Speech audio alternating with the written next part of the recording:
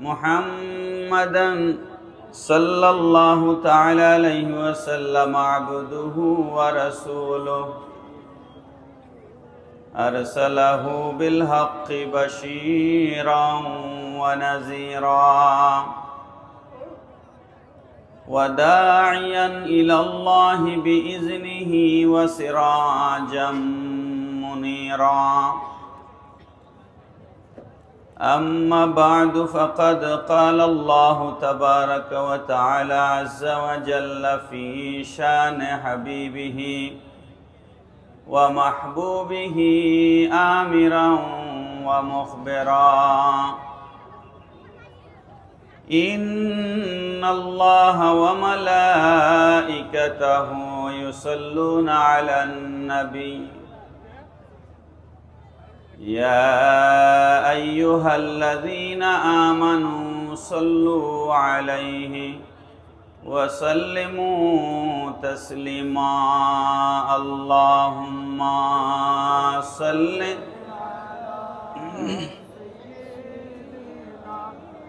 مولانا محمد وعلى آل سيدنا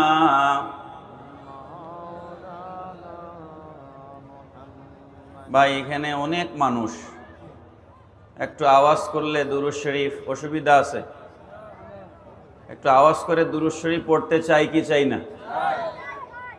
সামনে পেছনে ডানে বামে সবাই উচ্চ আওয়াজে একটু দুরূদ শরীফ পড়ি। আল্লাহুম্মা সাল্লি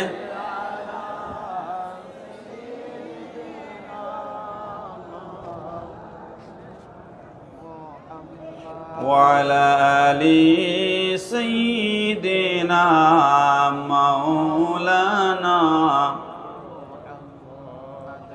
يا مالكي كن شافعي في فاقتي إني فقير في الورى لغناك اللهم صل مولانا محمد وعلى آل سيدنا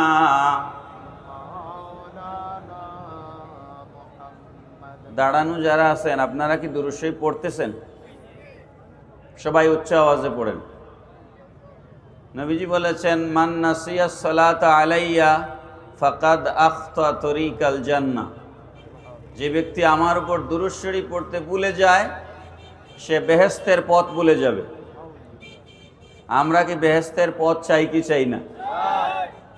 ইমামে জৈনুল আবেদিন রাদিয়াল্লাহু তাআলা আনহু কারবালার জমিনে বেঁচে যাওয়া আল্লাহর রসুলের আওলাদ। ইমাম জৈনুল আবেদিন বলেছেন, আলামাতু আহলে সুন্নাহ কাসরাতুস সালাতে আলা রসুলিল্লাহ। আহলে সুন্নাত ওয়াল জামাতের আলামত হচ্ছে, নিদর্শন হচ্ছে এরা নবীজির উপরে বেশি বেশি দুরূদ শরীফ পাঠ করে। দেখবেন দেশে বহু মাহফিল হয়, 3 দিনের তফসির, 5 দিনের তফসির, 7 দিনের তফসির, কিন্তু দুরূদ শরীফ নাই। কথা কোন আছে না নাই? খালি ঠিক না বেঠিক বলে, খালি ঠিক না বেঠিক, ঠিক না বেঠিক, দুরূদ শরীফ নাই। কি কথা কথা কি ভুল বললাম না সঠিক বললাম? সুন্নিদের পরিচয় হচ্ছে বেশি বেশি করে দুরূদ শরীফ পড়া। যে মাহফিলে দুরূদ হয় ওইটা বোঝা যায় সুন্নিদের মাহফিল। তো আওয়াজ করে পড়েন, আল্লাহুম্মা সাল্লি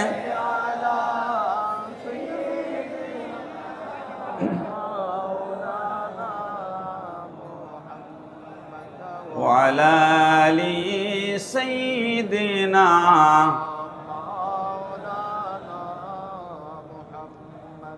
يا أكرم الثقلين ويا كنز الورى جد لي بجودك وأرضيني برضاك اللهم صل মাওলানা মুহাম্মদ ওয়া আলা আলি মাওলানা বালাগাল উলা বিকামালিহি কাশাফাদ দুজা বিজামালিহি হাসনাত জামিউ খিসালিহি সাল্লু আলাইহি ওয়া আলিহি লা ইউমকিনু সানাউ কামা কানা হাক্কুহু بعد از خدا بزرگ توی قصہ مختصر بلغ العلا بکماله حسنت جمیع خصاله صلوا علیه وآلہ مولاي صلی وسلم وبارك علیہ أعوذ بالله من الشيطان الرجيم بسم الله الرحمن الرحيم وأن هذا صراطي مستقيما فاتبعوه ولا تتبعوا السبل فتفرق بكم عن سبيله ذلكم وصاكم به لعلكم تتقون صدق الله مولانا العظيم وصدق رسوله النبي الحبيب الكريم ঐতিহ্যবাহী শায়েস্তাগঞ্জ পুরান বাজার আহলে সুন্নাত ওয়াল জামাতের উদ্যোগে আয়োজিত 50তম তফসিরুল কোরআন সুন্নি মহাসম্মেলনের মুহতারাম সভাপতি, সম্মানিত সহসভাপতি বৃন্দ, বিশেষভাবে উপস্থিত আছেন শায়েস্তাগঞ্জ কামিল মাদ্রাসার সম্মানিত প্রিন্সিপাল হুজুর, উপস্থিত আছেন আমার পরম শ্রদ্ধাভাজন মুফতি আহমদ কবির সাহেব, জনাব হারুন রশিদ সাহেব এবং বিশেষ করে এই সংগঠনের যিনি সভাপতি জনাব দেওয়ান সৈয়দ আকিকুর রাজা সাহেব সহ এ মঞ্চে উপস্থিত অসংখ্য উলামায়ে কেরাম, দূর দূরান্ত থেকে আগত নবী প্রেমিক আশিকে রসুল মুমিন মুসলমান বৃন্দ, এই শায়েস্তাগঞ্জের অত্যন্ত সম্মানিত ব্যবসায়ী ভাইরা, পর্দার ভিতরের আমার সম্মানীয় মা ও বোনেরা, আসসালামু আলাইকুম ওয়া রাহমাতুল্লাহি ওয়া বারাকাতুহু। আল্লাহ পাকের অসংখ্য অগণিত শুকর গুজার করছি যে আল্লাহ পাক আমাকে আপনাদের সামনে উপস্থিত হওয়ার তৌফিক দান করেছেন, কিছু কথা বলার ব্যবস্থা করে দিয়েছেন। মুনিবের দরবারে উচ্চ আওয়াজে সকলে পড়ি আলহামদুলিল্লাহ। সবাই পড়ুন আলহামদুলিল্লাহ। অসংখ্য গণিত দুরুদ সালাম আকায়ে নামদার তাজদার মদিনা সুরুরে কলব সিনা রহমতে দু আলম সাকিয়ে কাউসার শফিয়ে মাহশর সাহেবে মেরাজ হায়াতুন নবী নূর নবী জিন্দা নবীজির কদমে মুবারকে অসংখ্য গণিত দুরুদ সালাম পেশ করছি। সম্মানিত উপস্থিতি, আমার পরে আমাদের বাংলাদেশের বর্তমান সময়ের সবচাইতে আলোচিত বক্তা মুফতি গিয়াসউদ্দিন আত-তাহেরি সাহেব আসবেন, আপনারা ওনার বয়ান শুনবেন। মাহফিল কর্তৃপক্ষ আমাকে একটা বিষয় দিয়েছেন এবং সেই বিষয়টা পোস্টারে লেখা আছে। আমি সেই বিষয়ের উপর আলোকপাত করার জন্য কোরআনুল কারীমের সূরা আনআমের 153 নম্বর আয়াতে কারিমা তেলাওয়াত করেছি। এই আয়াতে কারিমার আলোকে আমি আপনাদের সামনে আহলে সুন্নাত ওয়াল জামাতের পরিচয় সংক্ষেপে উপস্থাপন করার চেষ্টা করব। আল্লাহ পাক আমাকে তৌফিক দান করুন, সবাই বলুন আমিন। আমার কথা কি বুঝতে কোনো অসুবিধা হচ্ছে? একটু আওয়াজ করেন না ভাই, আমার কথা কি বোঝা যায়? ধরুন আকীদার একটা ক্লাসের মধ্যে বসেছেন, এবার আমরা কেন সুন্নি, আমরা কেন আহলে সুন্নাত ওয়াল জামাত, এটার একটা জবাব আমরা এখান থেকে নিয়ে যাব ইনশাআল্লাহ। আহলে সুন্নাত ওয়াল জামাত বলা হয় ওই সমস্ত মানুষদেরকে, ওই সমস্ত ব্যক্তিদেরকে যারা রসুল করিম সাল্লাল্লাহু আলাইহি ওয়াসাল্লাম এবং সাহাবায়ে কেরামের পথের অনুসারী, তাদেরকে বলা হয় আহলে সুন্নাত ওয়াল জামাত। রসুল সাল্লাল্লাহু আলাইহি ওয়াসাল্লাম এবং সাহাবায়ে কেরামের পথের অনুসরণ করার নাম হচ্ছে আহলে সুন্নাত ওয়াল জামাত। প্রকাশ্যে ও অপ্রকাশ্যে রসুল সাল্লাল্লাহু আলাইহি ওয়াসাল্লাম আর সুন্নতের অনুসরণ, ইত্তেবায়ে রসুল, রসুলের আনুগত্য এবং সাহাবায়ে কেরামের দেখানো তরিকা, পথ অনুযায়ী নিজের জীবন পরিচালনা করার নাম হচ্ছে আহলে সুন্নাত ওয়াল জামাত। সংক্ষেপ কথা, শাব্দিক অর্থে, এখানে উলামায়ে কেরাম আছেন, শাব্দিক অর্থে আহাল, এখানে চারটা শব্দ আছে। আহলে সুন্নাত ওয়াল জামাত তিনটা শব্দ আছে।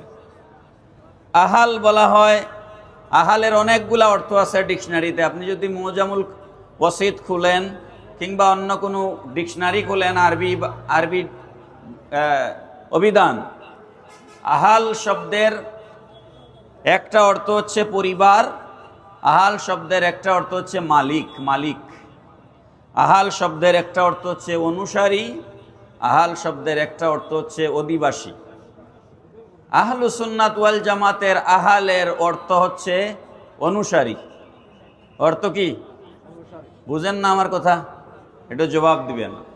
এখানে আহালের কয়টা অর্থ বলেছি? চারটা।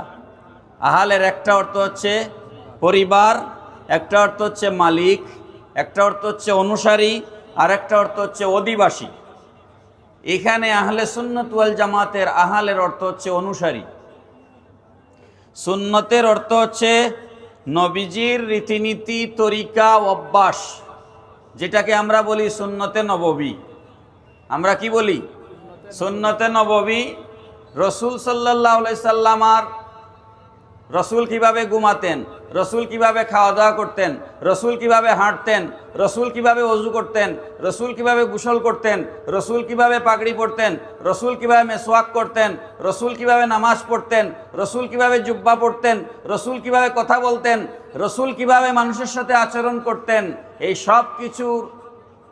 সব কিছুকে বলা হয় রীতিনীতি, রসুলের অভ্যাস, যেগুলাকে আমরা বলি সুন্নতে রসুল। আমরা কি বলি? সুন্নতে রসুল। আর ওয়াল জামাত, জামাত শব্দের বাংলা অর্থ হচ্ছে দল। জামাত শব্দের বাংলা অর্থ কি?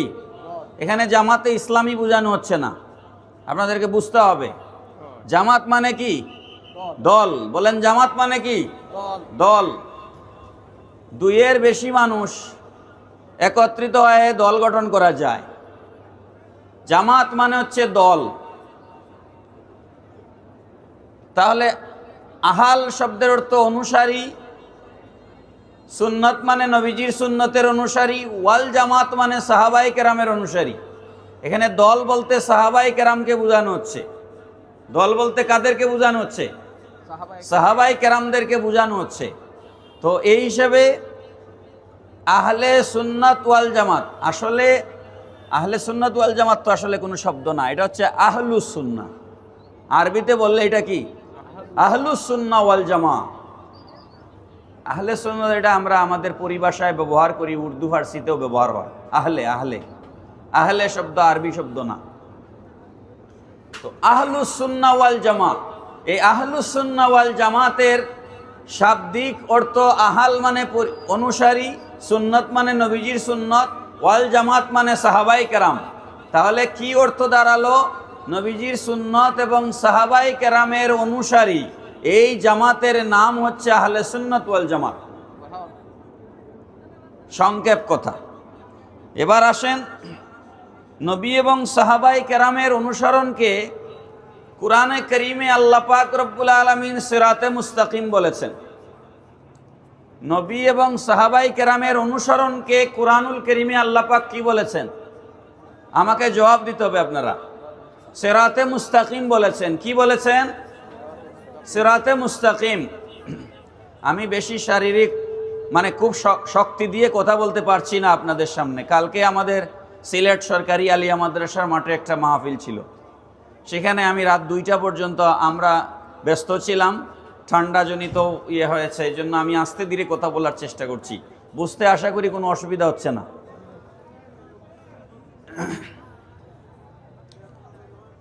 নবীজির সুন্নতের অনুসরণ, সাহাবাই কেরামের তরিকার অনুসরণ, এটার নাম আহলে সুন্নত ওয়াল জামাত। এই আহলে সুন্নত ওয়াল জামাত এই শব্দ কুরআনুল কারীমের কোথাও নাই। আমার কথা বুঝছেন?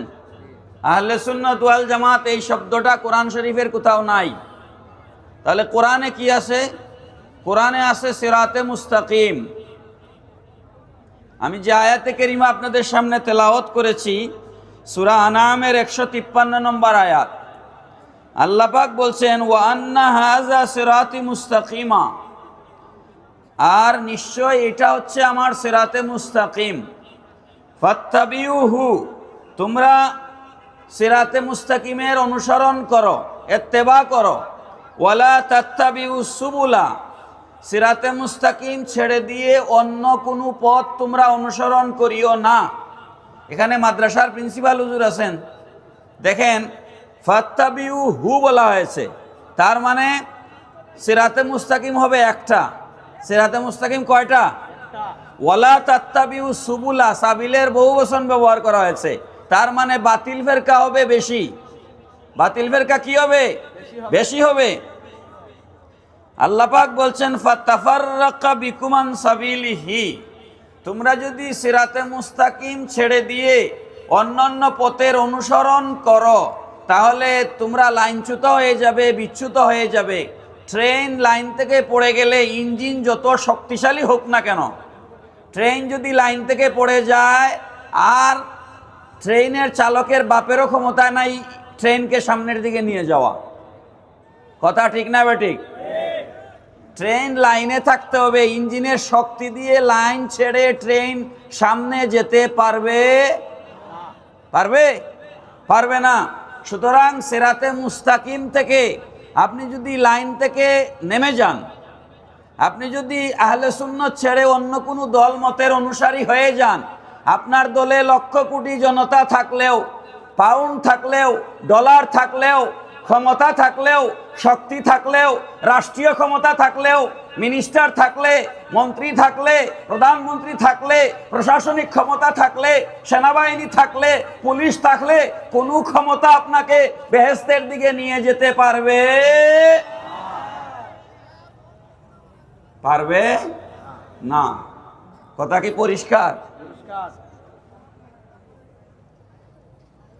যালিকুম ওয়াসাকুম বিহি। আল্লাহ পাক রব্বুল আলামিন বলছেন, আল্লাহ বড় গুরুত্বের সাথে এই ওসিয়ত করছেন, আল্লাহ বড় গুরুত্বের সাথে এই ওসিয়ত করছেন লাআল্লাকুম তাত্তাকুন, যাতে করে তোমরা বিভ্রান্ত দল থেকে বেঁচে থেকে, বিভ্রান্ত দল থেকে, বাতিল ফেরকাত থেকে বেঁচে থেকে তোমরা যেন ফরহেজগার হতে পারো, মুত্তাকি হতে পারো। বড় করে বলেন সুবহানাল্লাহ। প্যারা হাজিরিন, লক্ষ্য করুন এই আয়াতে ওয়া আন্না হাযা সিরাতি মুস্তাকিমা বলা হয়েছে। এটা আমার সিরাতে মুস্তাকিম। সিরাতে মুস্তাকিম হচ্ছে সোজা রাস্তা। কি রাস্তা? একটু বলেন না ভাই, কি রাস্তা? সোজা রাস্তা। কিন্তু সোজা রাস্তার কোনো পরিচয় এই আয়াতে নাই। সোজা রাস্তা, হোয়াট ইজ সিরাতে মুস্তাকিম, what is straight path to God to জান্নাহ, সিরাতে মুস্তাকিম কোনটা, এর পরিচয় এই আয়াতে নাই। কিন্তু আমরা দিনে 5 বার নামাজের ভিতরে বারবার সূরা ফাতিহার ভিতরে সিরাতে মুস্তাকিম তালাশ করি কি করি না? আপনি দেখেন কতবার আপনি পড়েন দিনের বেলা ইহদিনাস সিরাতাল, পড়েন ইহদিনাস সিরাতাল মুস্তাকিম। আয় আল্লাহ, তুমি আমাদেরকে সিরাতে মুস্তাকিম সহজ সরল পথ দেখাও, সহজ সরল পথ দেখাও।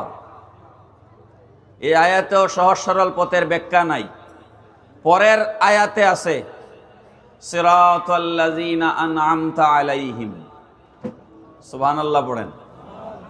সিরাতাল্লাযীনা আনআমতা আলাইহিম, ওই পথ, সিরাতে মুস্তাকিম হচ্ছে ওই পথ যেই পথে তোমার নিয়ামত প্রাপ্ত বান্দা বান্দিরা অতিবাহিত হয়েছেন। সিরাতে মুস্তাকিম বলা হয় ওই পথকে যেই পথে আল্লাহর নিয়ামত প্রাপ্ত বান্দা বান্দিরা অতিবাহিত হয়েছেন, ওই পথকে বলা হয় সিরাতে মুস্তাকিম। এখন আপনারা আমাকে প্রশ্ন করবেন, হুজুর আল্লাহর নিয়ামত প্রাপ্ত বান্দা বান্দি কারা? চিনার দরকার আছে না নাই?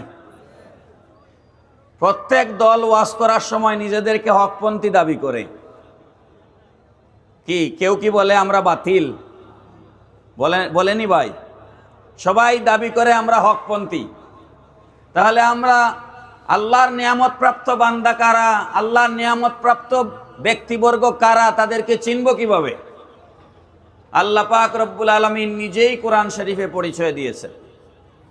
আনআমাল্লাহু আলাইহিম মিনান নাবিয়্যিন ওয়াস সিদ্দিকিন ওয়াস শুহাদা ওয়াস সালিহিন ওয়া হাসুনা উলাইকা রাফিকা। আল্লাহ পাক বলছেন আমার নিয়ামত প্রাপ্ত ব্যক্তিদের পরিচয় হচ্ছে 4টা। আমার নিয়ামত প্রাপ্ত ব্যক্তিরা হচ্ছেন 1 নম্বর নবীগণ, 2 নম্বর সিদ্দিকগণ, 3 নম্বর শহীদগণ, 4 নম্বর সালেহ নেককার আল্লাহওয়ালা বুজুর্গানে দিন ওলি আল্লাহগণ। চিৎকার করে বলেন সুবহানাল্লাহ। তাহলে নিয়ামত প্রাপ্ত বান্দাদের দল কয়টা? বলেন কয়টা? আমার সাথে বলেন নবীগণ। সবাই বলেন নবীগণ, সিদ্দিকগণ, শহীদগণ, ওলি আল্লাহগণ। এবার আপনারা উত্তর দিবেন আমাকে। যারা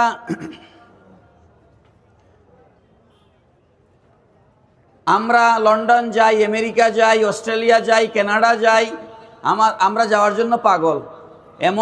এমন পাগল যে আমরা নদীপথে সমুদ্রপথে জীবনের ঝুঁকি নিয়েও যাই, এবং কত মানুষ মারা যায়, গন্তব্যে পৌঁছতে পারে না। উদ্দেশ্য হচ্ছে আমি ইতালি যাব, ফ্রান্স যাব, লন্ডন যাব, অস্ট্রেলিয়া কানাডা যাব, টাকা কামাই করব, বাড়িতে বিল্ডিং করব, দালান করব। এগুলো আমাদের জীবনের উদ্দেশ্য, ঠিক কিনা বলেন? আমরা বিদেশ যাই বাড়ি করার জন্য।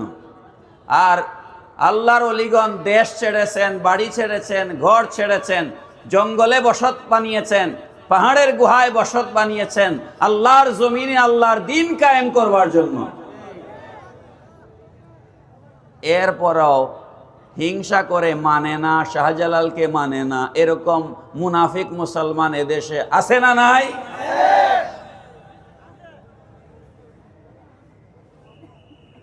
শাহজালাল কি এখানে এসে বাড়িঘর করেছেন? বাড়ি ছেড়ে এখানে এসেছেন, গড় ছেড়ে এখানে এসেছেন দিনের জন্য, ইসলামের জন্য। নবী, সিদ্দিক, শহীদ, উনাদের ব্যাখ্যা আমি এখন দিব না, আমার অন্য মকসুদ আছে, আমার আলোচনার আরো কথা আছে। আমি শুধু বুঝাতে চাচ্ছি সিরাতে মুস্তাকিমের একটা পথ হচ্ছে আল্লাহর ওলিদের পথ, সিরাতে মুস্তাকিমের একটা পথ হচ্ছে শহীদগণের পথ, সিরাতে মুস্তাকিমের একটা পথ হচ্ছে সিদ্দিকগণের পথ, সিরাতে মুস্তাকিমের একটা পথ হচ্ছে নবীগণের পথ।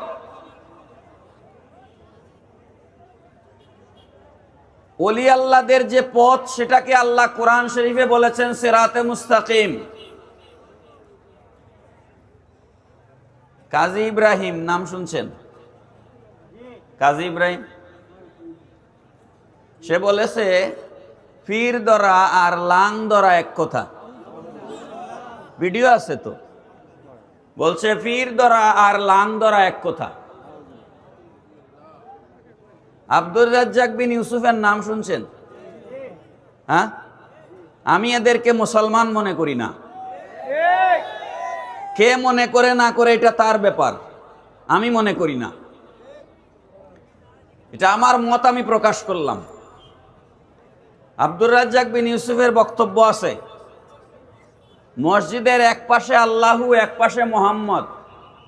এটা আমাদের দেশের কমন, শুধু আমাদের দেশ না, সারা পৃথিবীতে আছে। মসজিদের এক পাশে এক পিলারে আল্লাহু, এক পিলারে মোহাম্মদ। আমরা লিখি কি লিখি না? সে বক্তব্যের মধ্যে বলেছে, শুধু বক্তব্যে না, বইয়ের মধ্যেও লিখে রেখেছে। লিখছে যে মসজিদের এক পাশে আল্লাহ, এক পাশে মোহাম্মদ লেখলে বোঝা যায় যিনি আল্লাহ তিনি মোহাম্মদ, যিনি মোহাম্মদ তিনিই আল্লাহ। বড় করে বলেন, আরো জুড়ে বলেন। এক পাশে আল্লাহু, এক পাশে মোহাম্মদ লেখার কারণে বলছে যিনি আল্লাহ তিনি মোহাম্মদ, আর যিনি মোহাম্মদ তিনি আল্লাহ। কেমন মূর্খ! তো আমাকে এক ওয়াজে প্রশ্ন করছে, তো আমি বললাম যে একটা কাগজ কলম দেন আমাকে।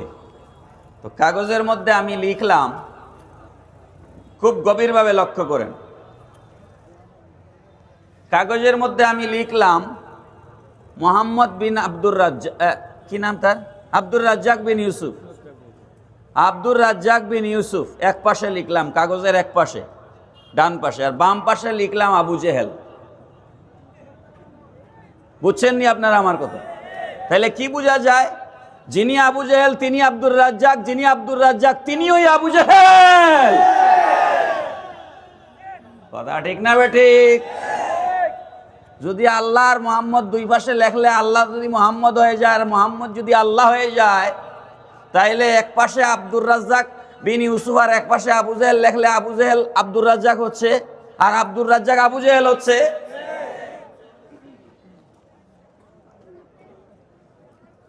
এদেরকে মুসলমান মনে করার কোনো প্রয়োজন।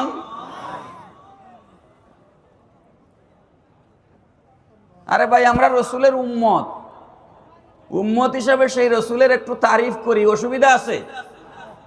উম্মত হিসাবে রসুলের একটু তারিফ করি আর কি, সেটাও কি করতে পারবো না আমরা? এটাকে শিরিক বলতেছে। যাই হোক, কথা অন্যদিকে চলে যাচ্ছে, মূল কথায় আসি। তো যেটা বলছিলাম আপনাদেরকে, সিরাতে মুস্তাকিমের পরিচয় দিতে গিয়ে আল্লাহ পাক কোরআন শরীফে বলেছেন চার শ্রেণীর, চারটা পথের নাম সিরাতে মুস্তাকিম। নবীদের পথ, সিদ্দিকদের পথ, শহীদদের পথ, আল্লাহর ওলিদের পথ। এবার আপনাদের কাছে আমি জানতে চাই, শাহজালালের পথ এটা কোন পথ?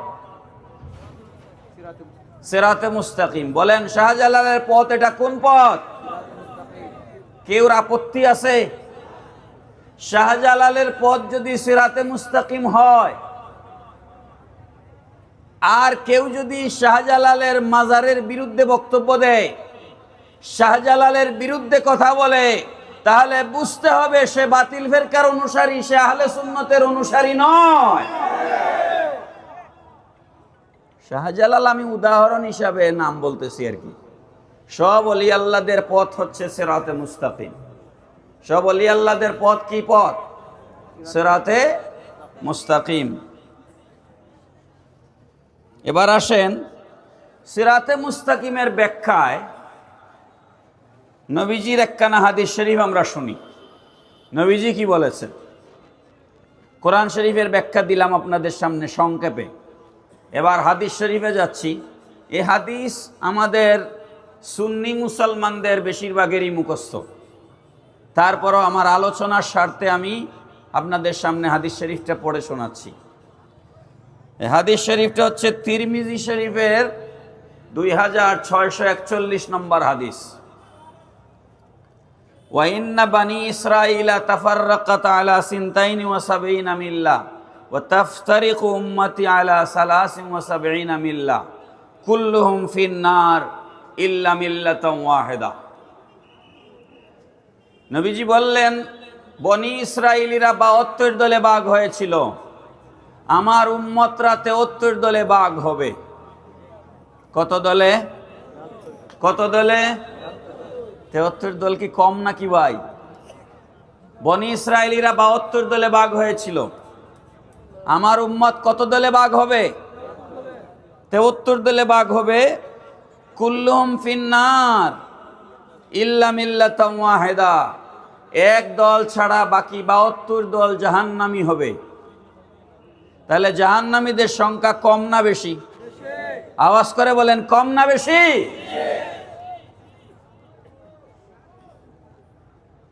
কালু মান হিয়া ইয়া রাসূলুল্লাহ সাল্লাল্লাহু আলাইহি সাল্লাম।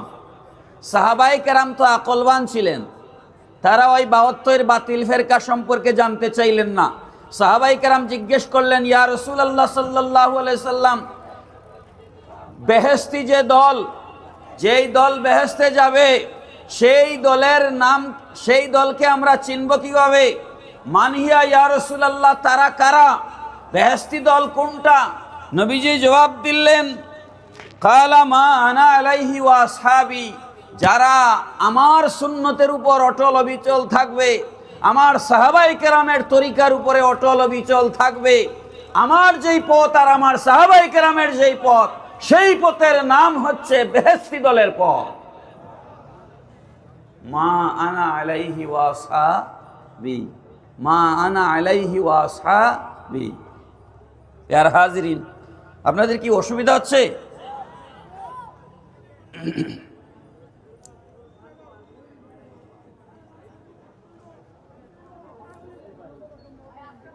ওয়াফি রিওয়ায়াত আহমদ ওয়া আবি দাউদ আন মুআবিয়া রাদিয়াল্লাহু আনহু সিনতানি ওয়া সাবউনা ফিন নার ওয়া ওয়াহিদাতুন ফিল জান্নাহ ওয়া হিয়াল জামা ওয়া ইন্নাহু সায়াখরুজু ফি উম্মতি আকওয়ামুন তাতাজারা বিহিম তিলকাল আহওয়া কামা ইয়াতাজারাল কালবু বিসাহিবিহি লা ইয়াবকা মিনহু ইরকুন ওয়ালা মাফদিলুন ইল্লা দাখালা। নবীজি বলছেন, বেহেশতি দলের বাইরে যে 72 ফেরকা হবে, বাতিল ফেরকা। কি ফেরকা? বাতিল ফেরকা, মুদিল গুমরা। যে 72 দল হবে, কুত্তা কামড়াইলে জলাতঙ্ক রোগ হয়, কুকুর কামড়াইলে কি হয়? কবরস্থানে কি ওয়াজ করতেছি নি ভাই? এত মানুষ কেউ কোনো উত্তর দেয় না। কুকুর কামড়াইলে যে রোগ হয়, সেই রোগের নাম কি? জলাতঙ্ক। নবীজি বলতেছেন, কুকুরের কামড়ে যেভাবে জলাতঙ্ক রোগের জীবাণু গোটা শরীরে ছড়িয়ে পড়ে, ঠিক তদ্রূপভাবে যারা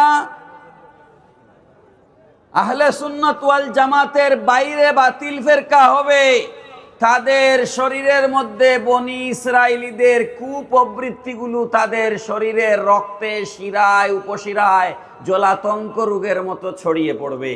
তার আলামত হচ্ছে, কিছু হইলেই হাতে গজারি বাঁশের লাঠি নিবে, রাস্তায় ব্লকেট তৈরি করবে, মানুষের জানমালের উপর হামলা করবে, মাজারে আগুন দিবে। কথা ঠিক না বেটি? এরা এমন বাতিল ফেরকা, যাদের হাত থেকে জীবিত মানুষ তো নিরাপদ নয়, মরা মানুষও নিরাপদ নয়। পৃথিবীর ইতিহাসে নজিরবিহীন ঘটনা, কবর থেকে লাশ তুলে লাশকে পিটাইয়া লাশের মধ্যে আগুন দেওয়া, এই ধরনের ঘটনা আল্লাহর জমিনে আর একটা ঘটেছে বলে আমাদের জানা নাই। আপনারা শুনেছেন এরকম কোন ঘটনা আর পৃথিবীতে ঘটতে? ওরে ভাই, হিন্দুরা তো মারা গেলে লাশকে পুড়ায়, কিন্তু আসল ঘটনা আপনারা জানেন না। আমি ইউনিভার্সিটিতে চাকরি করার কারণে আমার হিন্দু মুসলিম সবার সাথেই চলতে হয়। নাবালেগ কোনো বাচ্চা যদি মারা যায়, নাবালেগ হিন্দুদের, বালেগ হওয়ার আগে ওই সন্তানকে তারা আগুনে পুড়ায় না। কি আপনাদের কেউ এই বিষয়ে জানা আছে? কেউ কি জানেন এই ঘটনা? হ্যাঁ, নাবালেগ সন্তান হলে তারা আগুনে পুড়ায় না, বালেগ হলে পুড়ায়। তো আমি এক হিন্দু, ওই যে সিলেটের রামকৃষ্ণ মিশন, আমি ওই রামকৃষ্ণ মিশনের তারা যিনি আমরা যে আমাদের খানকার পীর সাহেব বলি না, তারা রামকৃষ্ণ মিশনের ইয়েকে মহারাজজি ডাকে, মহারাজজিকে আমি জিজ্ঞেস করেছিলাম যে এটার কারণ কি যে নাবালেগ হলে আপনারা আগুনে পোড়ান না, তারা আমাদের মতো মাটিতে পুঁতে। কোনো হিন্দুকে কালকে জিজ্ঞেস করিয়ে দেখিয়েন কথা সত্য না মিথ্যা। নাবালেগ বাচ্চা মারা গেলে তারা আমাদের মতো লাশ দাফন করে, আর বালেগ হলে আগুনে পোড়ায়। তো আমি জিজ্ঞেস করলাম যে আপনারা নাবালেগ হলে পোড়ান না কেন? তো তারা বলে যে আমাদের ধর্মের ধারণা হচ্ছে আগুনে পুড়াইলে গুনাহ খাতা সব আগুনে পুড়ে ছাই হয়ে যাবে। দুনিয়ায় যা পাপ করেছে ওটা আগুনের কারণে আগুনে পুড়াই দিলে আর পাপ নিয়ে আসে, পরজগতে আর পাপ নিয়ে থাকবে না। তো যে বাচ্চা নাবালেগ এত কোনো গুনাহ করে নাই, এই জন্য আমরা তারে আগুনে পুড়াই না। বুঝছেন নি কথাটা? বুঝছেন? আমি এই কথাটা এই কারণে বললাম, একটা হিন্দু মানুষ তার বাচ্চাকে আগুনে পুড়ায় না নাবালেগ বলে। ধরেন একজন কুফরি করছে, শিরকি করছে, বেদাতি করছে, সে নানান গুনাহ করে দুনিয়ার থেকে বিদায় হয়েছে, যেই নুরা পাগলার লাশকে কবর থেকে তুলে পুড়ানো হয়েছে, আমি মিডিয়া মাধ্যমে জানতে পেরেছি ওই নুরা পাগলার কবরের উপরে নাকি কাবা শরীফের মতো আকৃতি দিয়ে নাকি গম্বুজ বানানো হয়েছিল। যদি এটা সত্যি হয়ে থাকে তাহলে এটা বড় ধরনের ধর্ম অবমাননা এবং কাবাগরের প্রতি অসম্মান। কথা ঠিক না বেঠিক বলেন? কোনো কবরের উপরে কাবাগর নির্মাণ করা জায়েজ আছে? বলেন জায়েজ আছে? জায়েজ নাই। তো ওইটা তো কবরের লাশ, তো ওই ঘরের তার কবরের উপরে কাবাগর বানায় নাই, বানাইছে তো তার ভক্তরা। তাহলে লাশের দোষ কি ভাই? ওই লাশকে তুলে আপনি তার গায়ে আগুন দিচ্ছেন, লাশের উপরে বেত্রাঘাত করছেন, এটা কোনো মুসলমানদের কাজ হতে পারে না। আপনি মানুষ মারা যাওয়ার পর তাকে আল্লাহর হাতে ছেড়ে দেন, তার বিচারের ফয়সালা কার? জোরে বলেন, তার বিচারের ফয়সালা কার? আল্লাহ। মুহতারাম হাজিরিন, আমরা কোনো ধরনের ভণ্ডামিকে প্রশ্রয় করি না, দেই না। আমি কালকে সিলেট আলিয়া মাদ্রাসার মাঠে বক্তব্যের মধ্যে বলেছিলাম, ওখানে মাইক অনেক ভালো ছিল, আজকের মাইক একটু গলা টানতেছে, গলা বসায় দিচ্ছে। তো আমার কাছে একটা হিসাব আছে, বাংলাদেশে প্রায় 2 লক্ষ পীর আছে। পীরের সংখ্যা কত বাংলাদেশে? 2 লক্ষ পীর আছে। গড়ে গড়ে পীর, গড়ে গড়ে আছে না নাই? আর দরবার আছে প্রায় 12,000। দেশে দরবেশের কোনো অভাব, নামাজ নাই, রোজা নাই, হজ নাই, জাকাত নাই, কুরবানি নাই, কোরআন তেলাওয়াত নাই, হে দরবেশ। আছে না নাই ভাই? আমি বলি এটা দরবেশ না, এটা হচ্ছে দরসে বেশ। এটা কি? দরসে বেশ। সে দরবেশের বেশ ধারণ করেছে, সে আসলে দরবেশ নয়। সমস্ত ভণ্ডামি থেকে সুন্নিয়তকে মুক্ত করতে হবে। মাজারে সেজদা দেওয়া হারাম, পীরের পায়ে সেজদা দেওয়া হারাম, কবিরা গুনাহ। কথা কোন ঠিক না বেটে?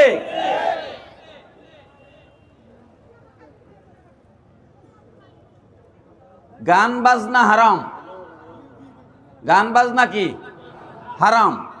এগুলোর বিরুদ্ধে আমাদেরকে কঠোর হতে হবে।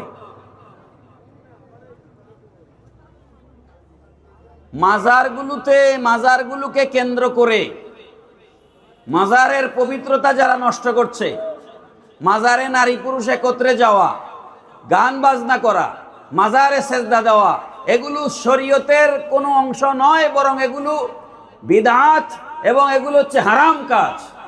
এই সমস্ত অপসংস্কৃতির বিরুদ্ধে আমাদেরকে সুন্নি উলামায়ে কেরামদেরকে বেশি কথা বলতে হবে। আপনারা বলবেন কেন সুন্নিরা বেশি কথা বলবে কেন? তার কারণ হচ্ছে, ধরেন আপনার একটা জমি ধান ক্ষেত করেন, ধান ক্ষেত, সেই জমিতে ধানের সাথে আগাছা উঠে না ভাই? ধানের সাথে আগাছা উঠে কিনা? তখন আপনি কি করেন?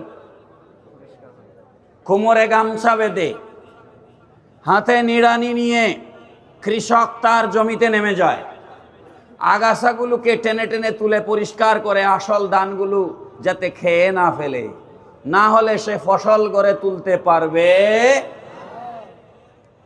তো মাজার তো আমাদের, মাজার কাদের? সুন্নিদের। তো আপনার জমিন আগাছায় ভরে গেছে, আপনার জমিনের ভিতরে আগাছা। সুন্নিদের দায়িত্ব হচ্ছে কোমরে গামছা বেঁধে নিড়ানি নিয়ে মাজারগুলোর থেকে সমস্ত আগাছা উপড়ে ফেলে দিয়ে কোরআন সুন্নাহ মোতাবেক, ইসলামী শরীয়ত মোতাবেক মাজারগুলোকে পরিচালনা করা।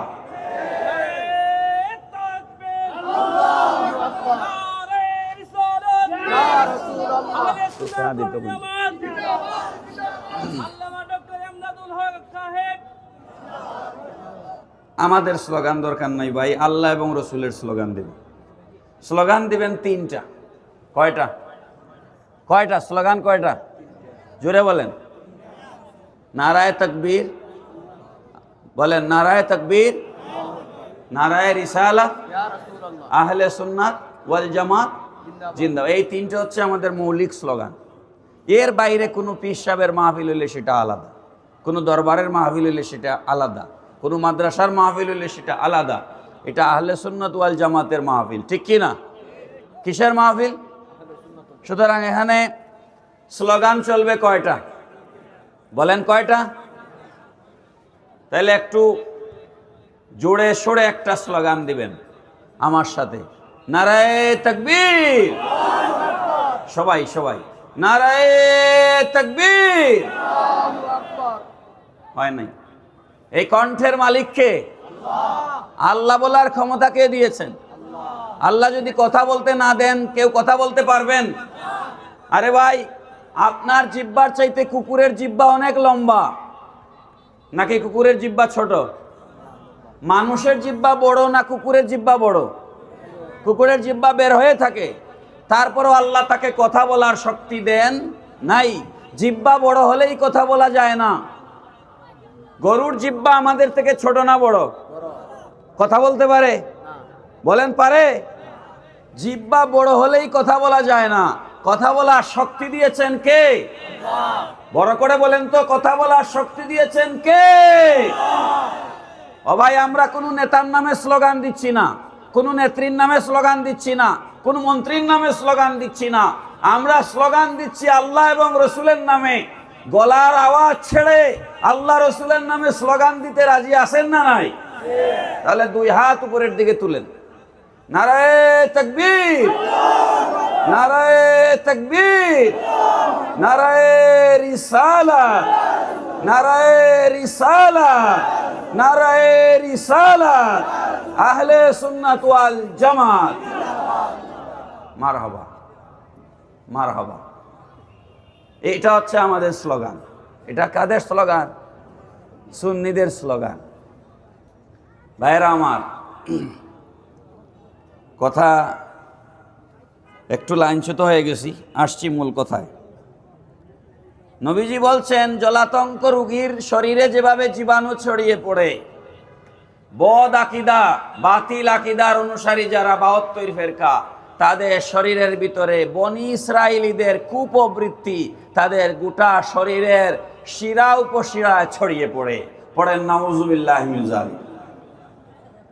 হাজিরানে কেরাম,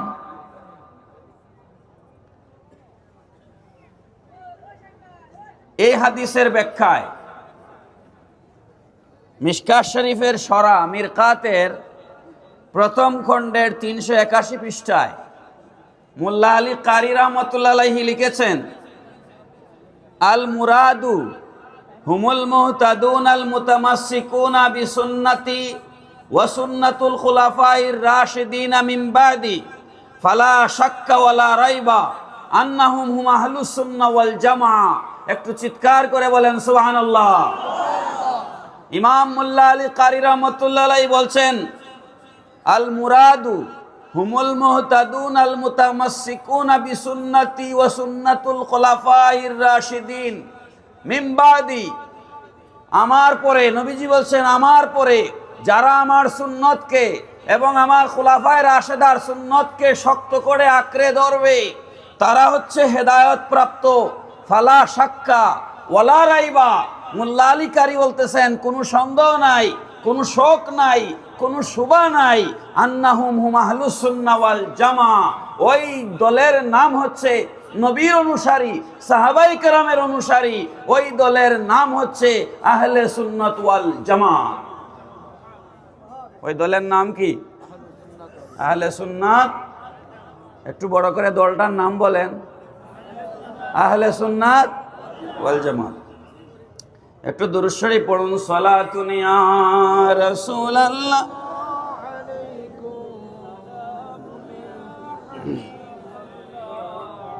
মোহাব্বতে পড়ুন, সালাতুন ইয়া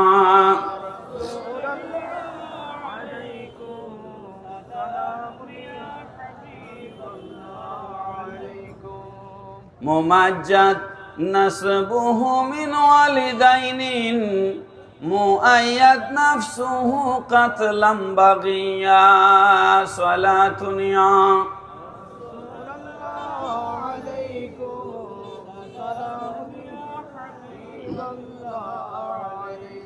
ওয়ালাম্মাল মাহশারু হাররান শাদীদান ফাকাম সাহলিল লানা তাসাকিয়া। সালাতুন ইয়া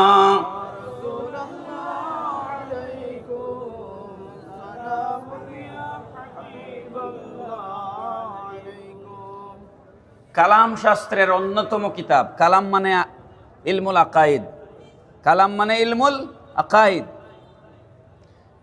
ইলমুল আকাইদের অন্যতম কিতাব শরহে আকাইদে নসফি।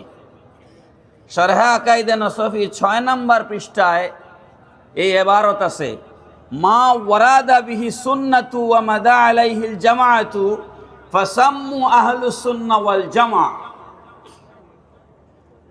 হাদিস শরীফে মানা আলাইহি ওয়া আসহাবি, ওই মানা আলাইহি ওয়া আসহাবি শরহে আকাইদে নসফির ব্যাখ্যায় বলা হচ্ছে, এর ব্যাখ্যায় শরহে আকাইদে নসফিতে বলা হচ্ছে, মা ওয়ারাদা বিহি সুন্নাহ ওয়া মাদা আলাইহিল জামাআ। নবীর সুন্নত এবং সাহাবায়ে কেরামের প্রতিষ্ঠিত জামাতের নাম হচ্ছে ফাসাম্মু আহলুস সুন্নাহ ওয়াল জামাআ। ওই দলের নাম হচ্ছে আহলে সুন্নাত ওয়াল জামাত। পড়েন সুবহানাল্লাহ। প্রিয় হাজিরিন, এই আলোচনা থেকে দুইটা জিনিস পরিষ্কার হলো। এতক্ষণের আলোচনা থেকে দুইটা জিনিস পরিষ্কার হলো। এক নাম্বার হচ্ছে নবীজির সুন্নতের অনুসরণ করে চলা। 2 নাম্বার হচ্ছে সাহাবায়ে কেরামের আকীদা অনুযায়ী নিজেদের আকীদা পোষণ করা এবং নিজেদের জিন্দেগি যাপন করা। এই দুইয়ের সমন্বয়ের নাম হচ্ছে আহলে সুন্নাত ওয়াল জামাত। নবীর সুন্নতের অনুসরণ, সাহাবায়ে কেরামের অনুসরণ, এই দুইয়ের সমন্বয়ের নাম হচ্ছে আহলে সুন্নাত ওয়াল জামাত। আপনাদের মতো লক্ষ্য করুন, এখানে তো উলামায়ে কেরাম মঞ্চে বসা, আপনাদের মতো সাদাসিধা মুসলমান। আমি আপনাদেরকে সাদাসিধা বলছি, আপনারা মাইন্ড করবেন না, কারণ সাদাসিধা মানুষ সহজে বেহেশতে যাবে, যাদের অন্তরে পেস্টেস নাই। ঠিক নি ভাই? সাদাসিধা মুসলমানরা প্রায়ই আমাদেরকে একটা প্রশ্ন করেন। প্রশ্নটা হচ্ছে যে হুজুর, কোরআন একটা, ইসলাম ধর্ম একটা, কাবাগরের দিকে মুখ করে সবাই নামাজ পড়ি, তাহলে এত দল কেন? আপনাদের মাঝে এত দলাদলি কেন? এই প্রশ্নটা আমরা প্রায় জায়গাতেই শুনে থাকি, প্রায় জায়গাতেই আমরা এই প্রশ্নটা শুনে থাকি। আমি আপনাদেরকে এই প্রশ্নের উত্তর দেওয়ার জন্য একটা হাদিস শরীফ পড়ে শোনাচ্ছি। প্রথমে আমাকে আপনারা এই কথার উত্তর দেন, বনি ইসরাইলীরা 72 দলে ভাগ হয়েছিল, আমার উম্মতরা 73 দলে ভাগ হবে, এই কথা কে বলেছেন? সবাই বলতে পারেন নাই। আমরা 73 দলে ভাগ হব, এই কথা কে বলেছেন? নবীজি বলেছেন। নবীজি কি বলছেন এই স্টেজের শুধু হুজুররা ভাগ হবে না আপনারাও হবেন? তাইলে তো একলা আমরা না। বিষয়টা বুঝতেছেন? ভাগ হবে আমার উম্মত। নবীজি বলেন নাই আলেমরা ভাগ হবে, নবীজি বলেছেন ভাগ হবে আমার উম্মত, তার মানে দায়িত্ব আপনাদেরও আছে। প্রথম কথা। দ্বিতীয় কথা হচ্ছে, যদিও আপনাদেরকে আমি ভাগের ভিতরে নিয়ে আসছি, আমি আনছি না, নবীজি বলেছেন, কিন্তু মেইন দায়ী কিন্তু আমরা। কারণ মানুষরা কোনো না কোনো আলেমের অনুসরণ করে। কি আপনারা কোনো না কোনো আলেমের অনুসরণ করেন না? কোনো না কোনো আলেমের অনুসরণ করেন। এই জন্য আমি আপনাদেরকে একটা হাদিস শরীফ শোনাচ্ছি, শোনেন।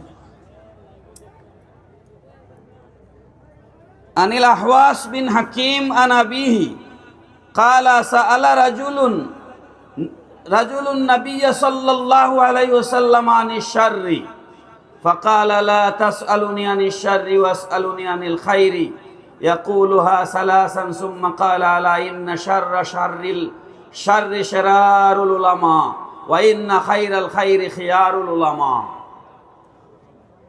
এক সাহাবী নবীজিকে প্রশ্ন করছেন, ইয়া রাসূলুল্লাহ সাল্লাল্লাহু আলাইহি ওয়াসাল্লাম, আমাদের মাঝে সব থেকে মন্দ, নিকৃষ্ট, খারাপ লোককে? নবীজি বললেন, ভালোটা প্রশ্ন করো, খারাপ কেন জানতে চাচ্ছ? জানতে চাইবা ভালো লোককে, খারাপ জানার দরকার কি? এই কথা নবীজি 3 বার বললেন। 3 বার বলার পর আল্লাহর রাসূল সাল্লাল্লাহু আলাইহি ওয়াসাল্লাম বললেন, তোমাদের মাঝে সব থেকে খারাপ হচ্ছে ওই আলেম, যে আলেম দুনিয়াকে দিনকে দুনিয়ার বিনিময়ে বিক্রি করে দিয়েছে। আর তোমাদের মাঝে সব থেকে উত্তম হচ্ছে আলেম, যে আলেম আল্লাহর পথে চলে। পড়েন সুবহানাল্লাহ। তাহলে নবীজি ভালো বললেন আলেমকে, খারাপও বললেন আলেমকে। এখানে বুঝতে হবে আপনাদেরকে, ভালো লোক আলেম, খারাপ লোক আলেম। এই কথার দ্বারা বোঝা গেল আলেমদের মাঝে দল হবে 2টা। কয়টা? কি হাদিস শরীফ দ্বারা কি বোঝা গেল? আলেমদের মাঝে দল হবে কয়টা? একটা হচ্ছে আল্লাহর আলেম, দ্বীনের আলেম, একটা দল হবে। আর একটা দল হবে আলেমে সু, দুনিয়াকুর আলেম। দুনিয়াকুর আলেম কিভাবে চিনবেন? এরা মুনাফিক, এরা কথায় কথায় রং পাল্টাবে। কালকে হাসিনা জিন্দাবাদ দিবে, আজকে হাসিনা মুর্দাবাদ দিবে। কথা কোন ঠিক না বেঠিক? এরা মূর্তি পূজায়ও যাবে, মসজিদেও যাবে। এ ভাই, কোন সুন্নি মুসলমানকে মূর্তি পূজায় যেতে দেখেছেন? বুকে হাত দিয়ে বলতে পারবেন? বাংলাদেশের লক্ষ লক্ষ সুন্নি উলামায়ে কেরাম, সুন্নিরাও নির্বাচন করবে, সুন্নিরাও ভোটে দাঁড়াবে, সুন্নিরাও ইলেকশন করবে, সুন্নিদেরও মার্কা আছে, কিন্তু ভোটের জন্য, ইলেকশনের জন্য সুন্নি কোনো মুসলমান পূজার মধ্যে কোনো মন্দিরে যায় নাই এবং ভবিষ্যতেও যাবে না।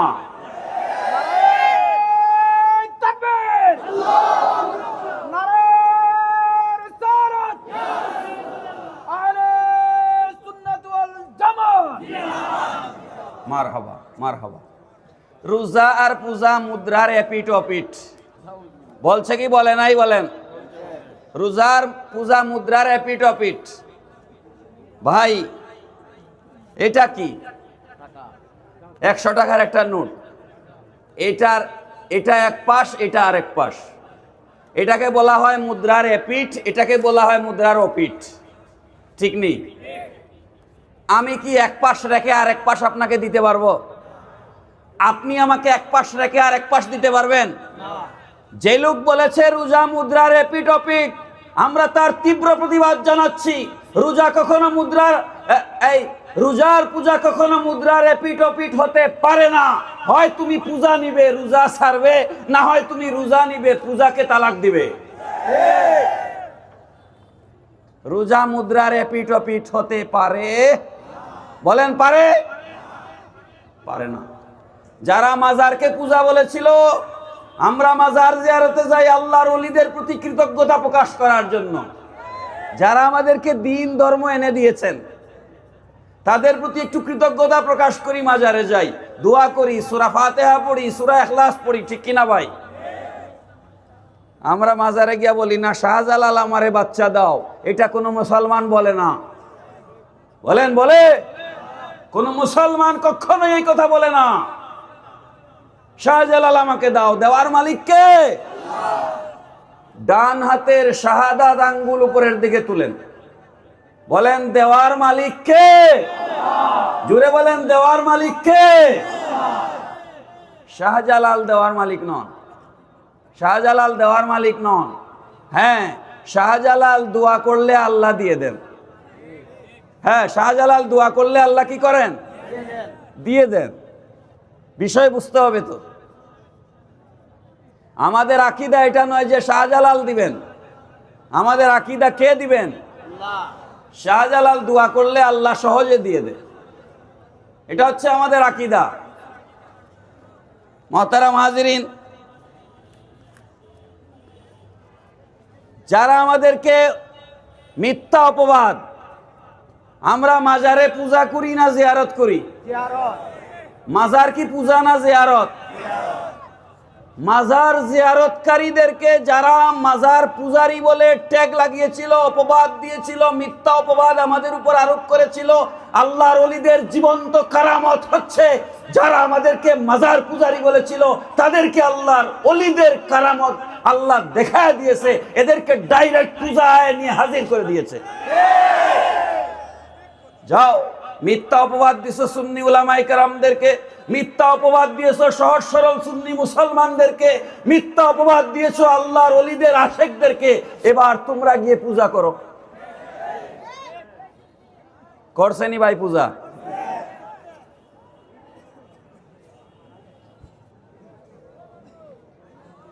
যারা রাজনীতি করেন, আপনার অধিকার, রাজনীতি করতে পারেন। আপনি জমাত করবেন, জাতীয় পার্টি করবেন, হেফাজত করবেন, খেলাফত করবেন, যেটা ইচ্ছা সেটা করেন, এটা আপনার ইচ্ছা। কিন্তু আমি একটা কথা রাজনীতিবিদদের উদ্দেশ্যে বলছি, বিএনপি করেন, আওয়ামী লীগ করেন, জমাত করেন, জাতীয় পার্টি করেন, যেই করেন, আপনার হিন্দু মানুষকে সাহায্য করতে ইচ্ছা হচ্ছে, আপনি তার বাড়িতে যান, তার খেদমত করেন, তাকে টাকা দেন। আপনার বাড়িতে এনে আপনি তাকে দাওয়াত খাওয়ান, তার চিকিৎসা লাগে চিকিৎসার ব্যবস্থা করেন, তার যা লাগে সেই প্রয়োজন আপনি পূরণ করেন, কোনো অসুবিধা নাই। কিন্তু মুসলমানরা কখনোই 2 পয়সার ভোটের জন্য কখনোই পূজার মণ্ডপে যেতে পারে না। আপনি যখন রাষ্ট্রের ক্ষমতায় যাবেন তখন হিন্দু ও এদেশের জনগণ, ঠিক কিনা বলেন? হিন্দুরও নাগরিক অধিকার পাওয়ার অধিকার আছে। রাষ্ট্র যা দিবে মুসলমানকে হিন্দুকেও দিবে, এতে কোনো আপত্তি নাই। ইসলামী রাষ্ট্রে আল্লাহর রসুল মদিনার সনদ প্রতিষ্ঠা করে উদাহরণ রেখে যান নাই? রসুল তো মদিনার সনদ আমাদের সামনে রেখে গেছেন। ইহুদিরা বসবাস করবে, খ্রিস্টানরা বসবাস করবে, মুশরিকরা বসবাস করবে, মুসলমানরা বসবাস করবে। 4 শ্রেণীর মানুষ একসাথে মদিনায়ে মুনাওয়ারায় বসবাস করবে। সেই রাষ্ট্রে কিভাবে রাষ্ট্র পরিচালনা হবে তার 47টা ধারা সম্বলিত নবীজি সনদ 1500 বছর আগে লিখিত সনদ দিয়ে গেছেন। মুসলমানদের নতুন করে কোনো সনদ বনদের প্রয়োজন নাই। কথা কোন ঠিক কিনা বলেন?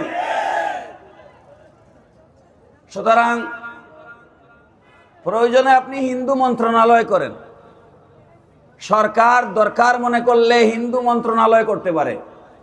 কিংবা সংখ্যালঘু মন্ত্রণালয় করতে পারে, পারে না? সরকার যদি প্রয়োজন মনে করে মুসলমানদের মন্ত্রী, ধর্মমন্ত্রী কখনোই পূজা মণ্ডপে যেতে পারেন না। গলার মধ্যে মূর্তির ছবি সম্বলিত উত্তরীয় গলায় ঝুলাতে পারেন না, প্রসাদ খেতে পারেন না। ও ভাই, জিলাফিকুর সিন্নিকুর সুন্নি, জিলাফিকুর সুন্নি বলে বলে আল্লাহ তোমাদেরকে হিন্দুদের প্রসাদ খাওয়াই দিছে। আমরা জিলাপি খাই, তোমরা প্রসাদ খাও। হ্যাঁ, আমরা বিরিয়ানি খাই, বিরিয়ানি নিজের পকেটের টাকায়, হালাল টাকায় চান্দা তুলে গরু জবাই করে ঈদে মিলাদুন্নবীতে আমরা বিরিয়ানি খাই। যারা বিরিয়ানিকে বেদাত বলে এরা প্রসাদ খায়। খাও, প্রসাদ খাও। আমরা বিরিয়ানি খাইতে থাকবো আর তোমরা জ্বলো। এই জন্য ইমামে ইশক মোহাব্বত আলা হযরত আজিমুল বারাকাত ইমাম শাহ আহমদ রেজা খান ফাজিল বেরলভী রহমতুল্লাহ আলাইহি বলেছেন, জিক্রে মিলাদুন নবী করতে रहूंगा उम्र भर, जलते रहो नजदियो जलना तुम्हारा काम है। আশিকে রসুল জান যতক্ষণ আছে, শরীরে প্রাণ যতক্ষণ আছে, মিলাদুন নবী করতেই থাকবে, করতেই থাকবে, করতেই থাকবে। হে নজদিরা, হে নজদিরা, হে নজদিরা, তোমরা জ্বলতে থাকো, জ্বলতে থাকো, জ্বলতে থাকো, জ্বলতে থাকো, জ্বলা তোমাদের কাজ। প্যারা হাজিরিন, কোন সুন্নি যদি বুটের জন্য মন্দিরে গিয়ে পূজার মণ্ডপে যায়, আমরা ওই সুন্নিকেও বুট দিব না। কথা ঠিক আছে? সুন্নি ইমানদার হইলে ঠিকঠাক মতো হবেন, ইমানদার হলে ঠিকঠাক, বেঠিক কোনো ইমানদার হওয়া চলবে না। সুবহানাল্লাহ। রাস্তা তো বন্ধ হয়ে গেছে, গাড়ি কেমনে চলছে আমি জানি না। এক পাশ চলছে। হ্যাঁ, এটা আমার টাইরি বাইক হইব না, আরো সুন্দর করে কইতে পারবো। আমাদের একটা সুন্নি ঝুট আছে, আসেনি? আমাদের একটা সুন্নি ঝোট আছে। সেই সুন্নি ঝোটের কোনো প্রার্থী যদি আপনার এলাকায় দাঁড়ায়, আপনি যদি সুন্নি মুসলমান হন, আপনার ইমানি দায়িত্ব সেখানে ভোট দেওয়া। কি দায়িত্ব আপনার? ইমানি দায়িত্ব। আপনি যদি বুঝে শুনে সুন্নি হয়ে থাকেন, তাহলে আপনি এর বাইরে ভোট দিতে পারেন না। আল্লাহ পাক বুঝার তৌফিক দিন, সবাই পড়ুন আমিন। কথা বেশি স্ক্যাটার্ড হয়ে গেছে, বিচ্ছিন্ন হয়ে গেছে। আসছি, আমার বিষয় আমি শেষ করতে পারি নাই, অনেক কথা বাকি। একটু দরুদ শরীফ পড়ুন। আল্লাহুম্মা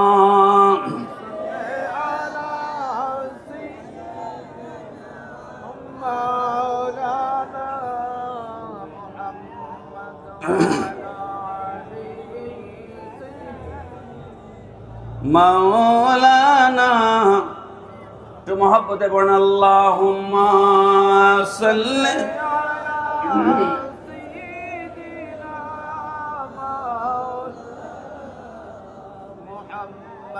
ওয়ালা আলি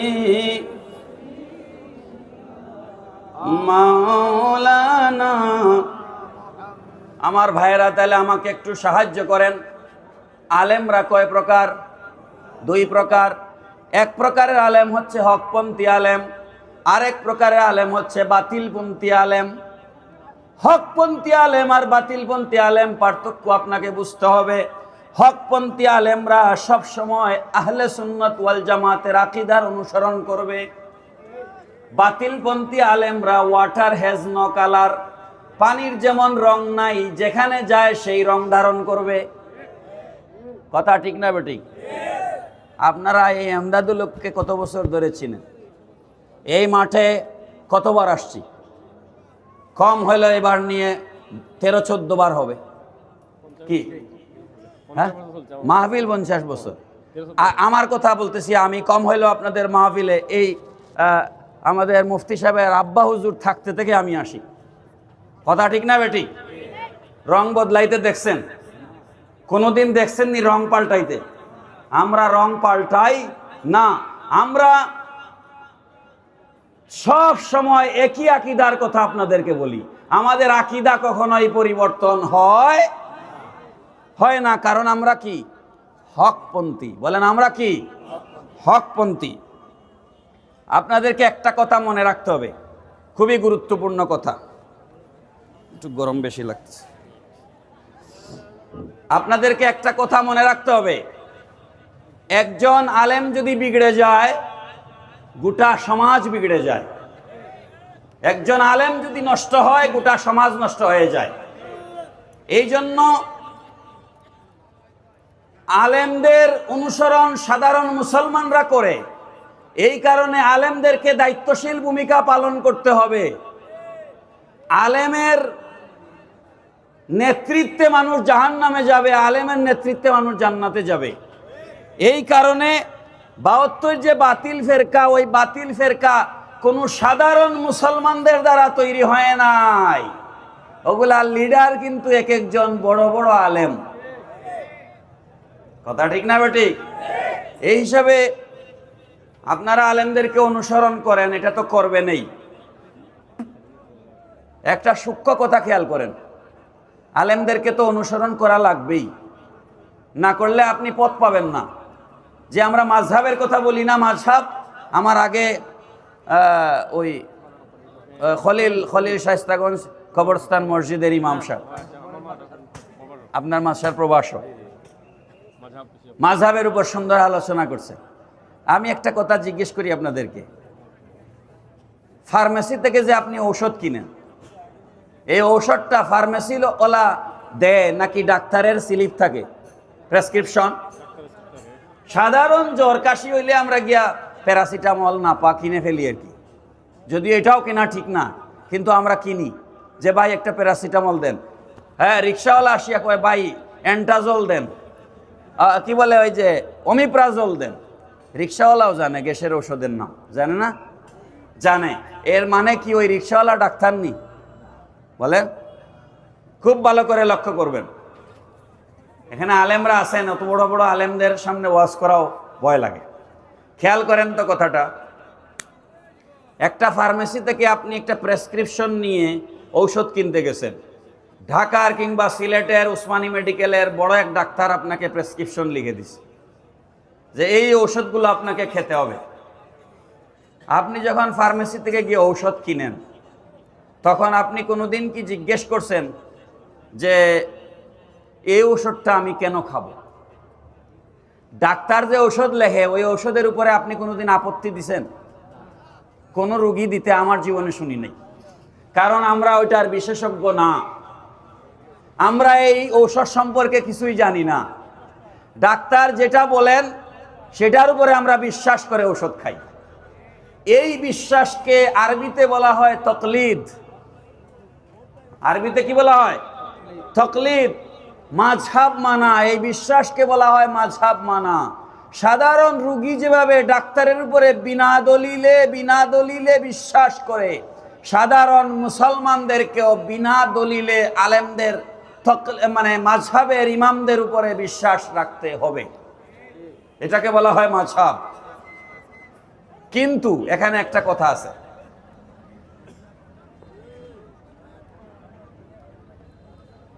এখন কোন মাস? অগ্রহায়ণ মাসের আজকে কত তারিখ জানেন?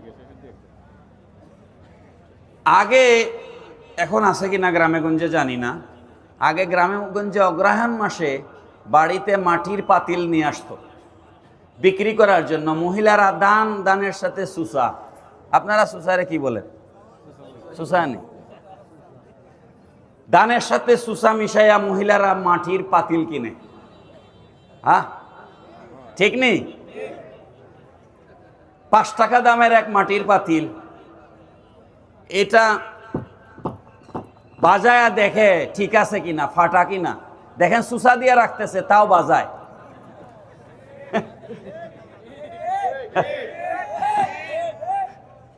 তো আপনি কার কাছ থেকে ঈমান গ্রহণ করবেন, কার কাছ থেকে ইসলামের জ্ঞান গ্রহণ করবেন, কার কাছ থেকে আল্লাহ সম্পর্কে জ্ঞান গ্রহণ করবেন, কার কাছ থেকে নবী সম্পর্কে জ্ঞান গ্রহণ করবেন, কার কাছ থেকে ইসলামের মূলনীতি শিখবেন, কার কাছ থেকে আকীদা শিখবেন, সেই সমস্ত মোল্লাদেরকে বাজায়া দেখার দরকার আছে না নাই? যেই মোল্লা বলে রোজার পূজা একই কথা, ওই মোল্লার কাছ থেকে আমার ঈমান শেখার কোনো দরকার। কি পরিষ্কার হয়েছে হাজিরানে মজলিস? একটা হাদিস শরীফ শোনেন, বাতিলদেরকে সহজে চিনবেন কিভাবে। একটা হাদিস শরীফ বলবো, বেশি না। বুখারী শরীফ 6163। যুবক ছেলেরা, এই যে রেকর্ড হচ্ছে, তারপরেও নোট করে নিবা। আমি তো ছাত্র যখন ছিলাম, ওয়াজের মজলিসে বসলে আমরা নোট করতাম। আমি জলিল শাহ হুজুরের ওয়াজে বসে নোট করছি। ওই সতপুরের মুহাদ্দিস রইসুদ্দিন রহমতুল্লাহ আলাইহি, ওনার মাহফিল বহু জীবনে বসে শুনছি, মাঠে নোট করতাম বসে। তারপরে জালাল শাহ হুজুর, ওনাদের ওয়াজে বসলে আমরা নোট করতাম। এখন এগুলা নাই। হাদিস নাম্বার 6163, কিতাবের নাম বুখারী। নবীজি কি বলছেন শোনেন। عن أبي سعيد الخدري رضي الله تعالى عنه قال بين النبي صلى الله عليه وسلم يقسم ذات يوم قسما فقال ذو الخويصرة رجل من بني تميم يا رسول الله يعدل।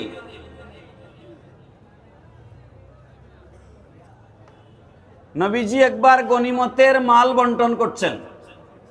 গনিমত বলা হয় কাফের আর মুসলমানের মধ্যে যে জিহাদ হয়, সেই জিহাদে যদি কাফেররা হেরে যায়, মুসলমানরা যদি জিতে যায়, কাফেরদের রেখে যাওয়া যে সম্পদ মুসলমানদের হাতে আসে, সেই সম্পদকে বলা হয় গনিমত। সেই গনিমতের মাল আল্লাহর রসুল বন্টন করছিলেন। মাল বন্টন করা অবস্থায় একটা বড় মুনাফিক, তার নাম হচ্ছে জুল খুয়াইসরা আত-তামিমি। এর নামটা মনে রাখবেন। মুনাফিকদের বড় মুনাফিক, তার নাম হচ্ছে জুল খুয়াইসরা আত-তামিমি। বনি তমিম গোত্রের জুল খুয়াইসরা। সে রাসূল সাল্লাল্লাহু আলাইহি সাল্লাম যখন গনিমতের মাল বন্টন করছেন, কিছু কিছু মানুষকে আল্লাহর রসুল ডানে বামে যারা ছিল তাদেরকে গনিমতের মাল দিয়েছেন, পেছনে যারা দাঁড়ানো ছিল তাদেরকে দেন নাই। জুল খুয়াইসরা বলতেছে, ইয়া রাসূলুল্লাহ ঈদিল, ও আল্লাহর রসুল আপনি ইনসাফ করুন। বড় করে বলেন নাউজুবিল্লাহ। জুল খুয়াইসরা নবীজিকে বলতেছে, আপনি ইনসাফ করুন, ইনসাফ করুন। ওয়াইলাক মাইয়াদিলু ইযা লাম আদিল। নবীজি বললেন, আরে জুল খুয়াইসরা, ধ্বংস হও তুমি, ধ্বংস তোমার। মাইয়াদিলু ইযা লাম আদিল, আমি যদি আল্লাহর জমিনে, এই দুনিয়ায় ইনসাফ কায়েম না করি, আল্লাহর জমিনে দ্বিতীয় কেউ নাই ইনসাফ কায়েম করবার। আমি যদি ইনসাফ না করি, এই জমিনে আর কেউ ইনসাফ করার নাই। ফাকালা উমরু, আপনারা উমর রাদিয়াল্লাহু আনহুকে চিনেন না? ইমানের প্রশ্নে আশিদ্দাউ আলাল কুফার, ইমানের প্রশ্নে বড় কঠোর ছিলেন। ইমানের প্রশ্নে বড় কি ছিলেন? কঠোর। ওমর আল ফারুক রাদিয়াল্লাহু তাআলা আনহু। ফাকালা উমরু ইজাল্লি ফাদরিবু নুকাহু। হযরত ওমর বললেন, ইয়া রাসূলুল্লাহ সাল্লাল্লাহু আলাইহি সাল্লাম, আপনি আমাকে অনুমতি দিন, আমি জুল খুয়াইসরার গর্দান শরীর থেকে উড়াইয়া দেই। আপনি আমাকে অনুমতি দিন।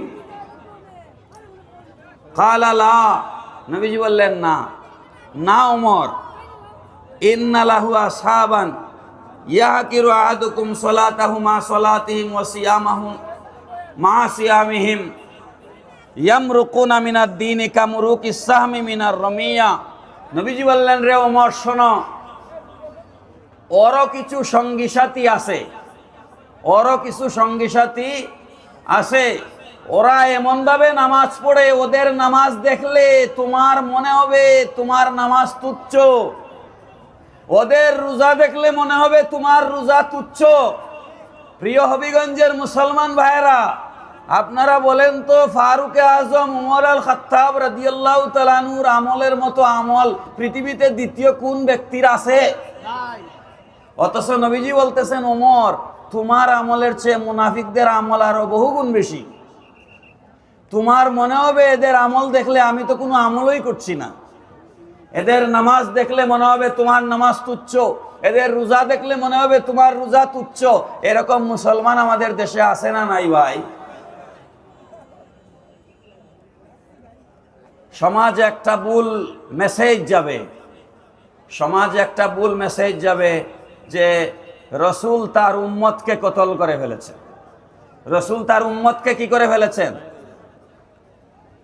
কতল করে ফেলেছেন। আসলে নিয়ে আসেন, অসুবিধা নেই। আসছে নাকি? 1400 পড়ুন। আল্লাহুম্মা সাল্লি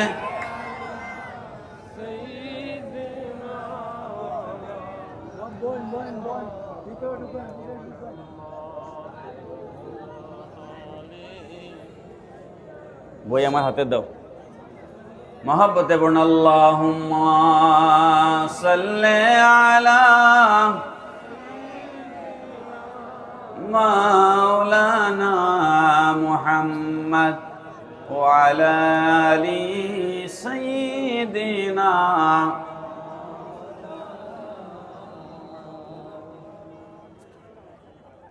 হুয়াল হাবিবুল্লাযী তুরজা শাফাতুহু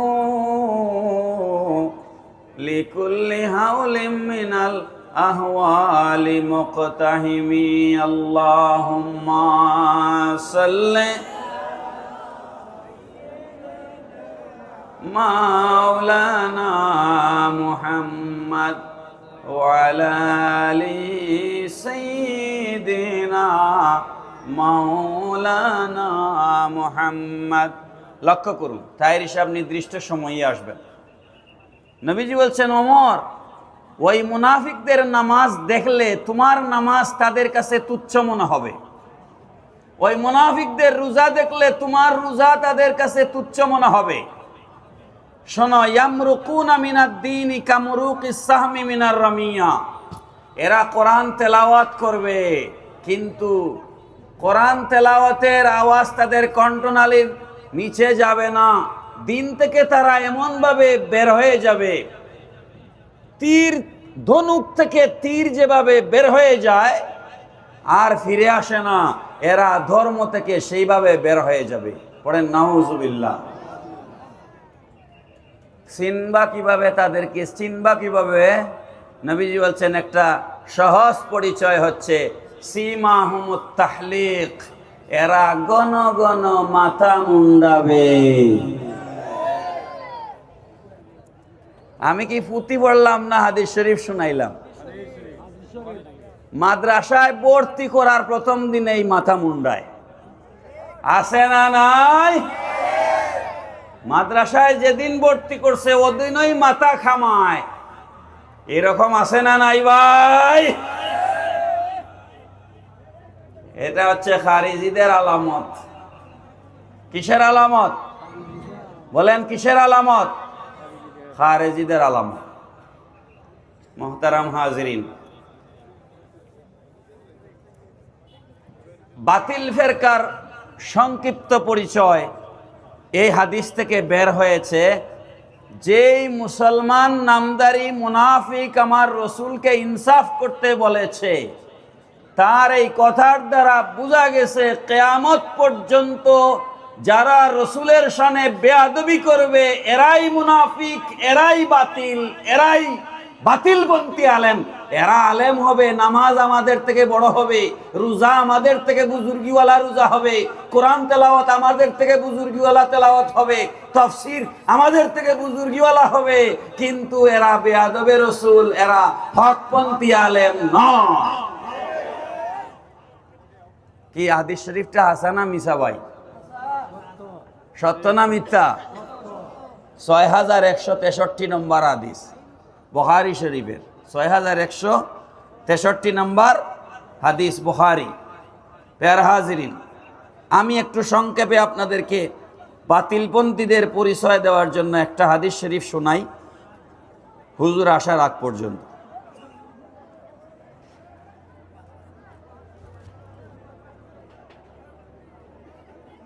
রুইয়া আন্না রাসূলুল্লাহ সাল্লাল্লাহু আলাইহি ওয়াসাল্লাম খাত্তান মুস্তাউয়ান। এই মুসলমান, আমার দিকে তাকান, আমার দিকে তাকান। আমার কথা বলতে অনেক কষ্ট হচ্ছে। আকীদাটা শিখেন। সুন্নি খালি মুখে মুখে সুন্নি, ডুল বাজাইয়া কি আর সুন্নি মিয়া? মাজারে গিয়ে সেজদা করিয়া কিসের সুন্নি? পাঞ্জাবি জুব্বার ঠিক নাই, ল্যাংটি পড়িয়া সুন্নি। বাউল গানের আসর, বিরাট উরুস শরীফ উপলক্ষে বাউল গানের আসর, জুতা দিয়ে দাঁত ফেলাই দিব বাড়িয়া, হে নাকি সুন্নি? হ্যাঁ, এখানে ব্যানার লেখছে বিরাট উরুস শরীফ আর নিচে বাউল গানের আসর। এরা আমাদের ইজ্জত নষ্ট করতেছে সমাজে, আমরা আর ছাড় দিব না। সুন্নিয়তের মধ্যে কোনো বাউল গান নাই, সুন্নিয়তের মধ্যে কোনো পূজা নাই, সুন্নিয়তের মধ্যে কোনো সেজদা নাই। সেজদা একমাত্র রবের জন্য। কার জন্য? বুঝেন, আকীদা বুঝেন। যেই পীর নামাজ পড়ে না তার কাছে মুরিদ হয়ে আপনি কি করবেন? কি জন্য গেছেন? বেনামাজি তো দুজখী, হ্যাঁ নিজেই দুজখে যাবে, আপনি কেন তার কাছে গিয়া মুরিদ হয়ে মরলেন মিয়া? বেনামাজি পীর দেশে আছে না নাই? আকীদা বুঝেন, সুন্নিয়ত বুঝেন। সুন্নিয়ত কোনো তামসার নাম নয়, ভণ্ডামির নাম নয়।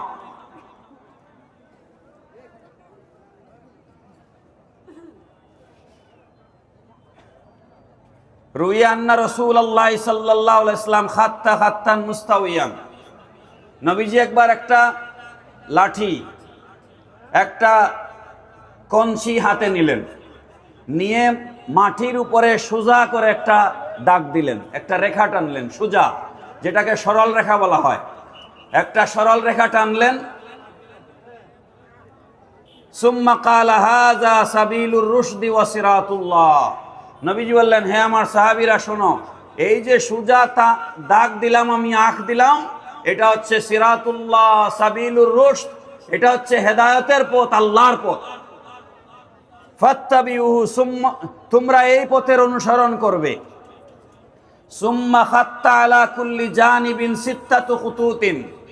ওই সোজা পথের ডানে বামে নবীজি আরো তিনটা করে 6টা দাগ দিলেন। সোজা রেখা, তার ডান দিকে আরো 3টা, বাম দিকে আরো 3টা। কয়টা হইল? 6টা। 6টা দাগ দিলেন নবীজি, দিয়ে বললেন, সুম্মা ক্বালা হাযিহি সুবুলুন আলা কুল্লি সাবিলিন মিনহা শাইতানুন ইয়াদু ইলাইহি ফাজতানিবুহা। নবীজি বললেন, ও আমার সাহাবীরা, আমি যে সোজা টান দিলাম ওটা সিরাতে মুস্তাকিম, আল্লাহর পথ, হেদায়েতের পথ। ডানে 3টা বামে 3টা যে দাগ দিলাম ওগুলো হচ্ছে শয়তানের পথ। দিন রাত 24 ঘন্টা শয়তান তোমাদেরকে ডাকছে, খবরদার ফাস্তানিবুহা, তোমরা এই সমস্ত শয়তানের পথ থেকে বেঁচে থাকো। আমি হজে গিয়ে শয়তানের পথ দেখে আসছি, বুঝছেন? বলবেন কেমনে? আল্লাহ কোরআন শরীফে বলছেন না, সুম্মা লাতিয়ান্নাহুম মিন বাইনি আইদিহিম ওয়া মিন খালফিহিম ওয়া আন আইমানিহিম ওয়া আন শামাইলিহিম। ফেরেশতা, এই ইবলিস শয়তান আল্লাহকে বলছে, তুমি আমারে বেহেশত থেকে বের করে দিলা, আমি চ্যালেঞ্জ দিয়ে যাচ্ছি, আমি তোমার বান্দাদেরকে সামন থেকে আক্রমণ করব, পেছন দিক থেকে গুলি মারব, ডান দিক থেকে আসব, বাম দিক থেকে আসব, তোমার বান্দাদের ঈমান আকীদা আমল নষ্ট করার জন্য আমি চতুর্মুখী ষড়যন্ত্র চালাবো।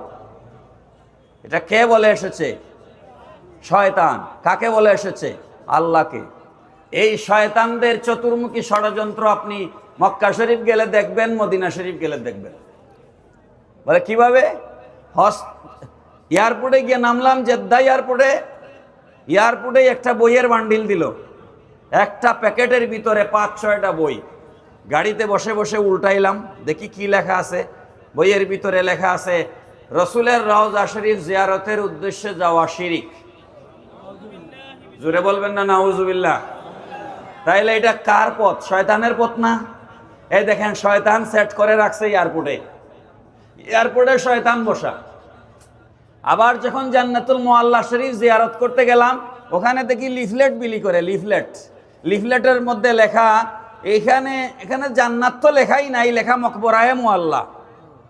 মকবরায়ে মুআল্লা লেখা, মানে মুআল্লা গুরুস্থান, জান্নাত টান্নাত এগুলা নাই লেখা। মকবরায়ে মুআল্লা লিফলেটের মধ্যে লেখা আছে এখানে জিয়ারতে আসলে কোনো ফায়দা নাই, এখানেও শয়তান সেট করে রাখা হয়েছে। মদিনা শরীফ যাচ্ছি বাসে, যখন মদিনা শরীফ গিয়ে ঢুকবো, ঢোকার আগে চেকপোস্ট আছে, পাসপোর্ট রেখে দেয়, পাসপোর্ট চেক করে। ওখানে চেকপোস্টে যখন গাড়ি থামাইলো, ওখানে আবার আসিয়া গাড়ির ভিতরে শয়তান ঢুকলো, ঢুকে আমাদের প্রত্যেকের হাতে আরেকটা বইয়ের প্যাকেট ধরায় দিল। ওই বইয়ের মধ্যে একটা তফসির দিল আমাদেরকে, তফসির ছোট ছোট 30 নাম্বার পারার। সেখানে তফসির ফি আশরিল আখের না কি জানি ভুলে গেছি নাম, ঘরে আছে। সেখানে লেখা রসুলের রওজা শরীফ জিয়ারতের উদ্দেশ্যে আসা এটা হাদিস শরীফ অনুযায়ী বেদাত। বড় করে বলবেন না নাউজুবিল্লাহ। তাইলে রাস্তার বাঁকে বাঁকে মুড়ে মুড়ে শয়তান বসা আছে। আপনি যদি সঠিক আকীদা শিখে হজে না যান, তাহলে হজ থেকে আপনি হাজি হয়ে ফেরত আসবেন না, আপনি পাজি হয়ে ফিরে আসবেন। আর যাবেন উমরা করতে, ফিরে আসবেন গুমরা হয়ে, গুমরা। এই জন্য আকীদা শিখে হজে যেতে হবে, আর সুন্নি মুআল্লিমের সাথে হজে যেতে হবে। কোন লামাযহাবি সালাফি ওয়াহাবি মুআল্লিমের সাথে যদি আপনি হজে যান, ইমানও যাবে, হজও বরবাদ হবে। মনে থাকবে তো ইনশাআল্লাহ? খেয়াল করবেন এগুলো। আমি কোনো হজ ব্যবসায়ী না, আমার কোনো হজ কাফেলা নাই, আমি কেউ ক্যানভাসও করি না। আপনারা সুন্নি মুআল্লিম খুঁজে হজে যাবেন। প্যারা হাজিরিন, এখন শোনেন, এরপরে নবীজি কোরআন শরীফের ওই আয়াত তিলাওয়াত করলেন, ওয়াতালা হাযিহিল আয়া ওয়া আন্না হাযা সিরাতি মুস্তাকিমা সুম্মা ইয়াসিরু কুল্লু ওয়াহিদিন মিনাল 12 তরিকান সিত্তাতু তুরুকিন ফাতাকুনু 72। ওই যে ডানে 3টা বামে 3টা রেখা আল্লাহর রাসূল টানলেন, ওই 3টার প্রত্যেকটাতে এদিকে আরো 6টা, এদিকে 6টা, এদিকে 6টা, এদিকে 6টা, এদিকে 6টা, এদিকে 6টা, আরো আল্লাহর রাসূল 12টা করে এক একটা রেখা টানলেন। ওই 6 গুণ 12 সমান 72 ফেরকা। নবীজি বললেন এই 72 ফেরকা হচ্ছে বাতিল, আর সোজা রাস্তা হচ্ছে সিরাতে মুস্তাকিম। পড়েন সুবহানাল্লাহ।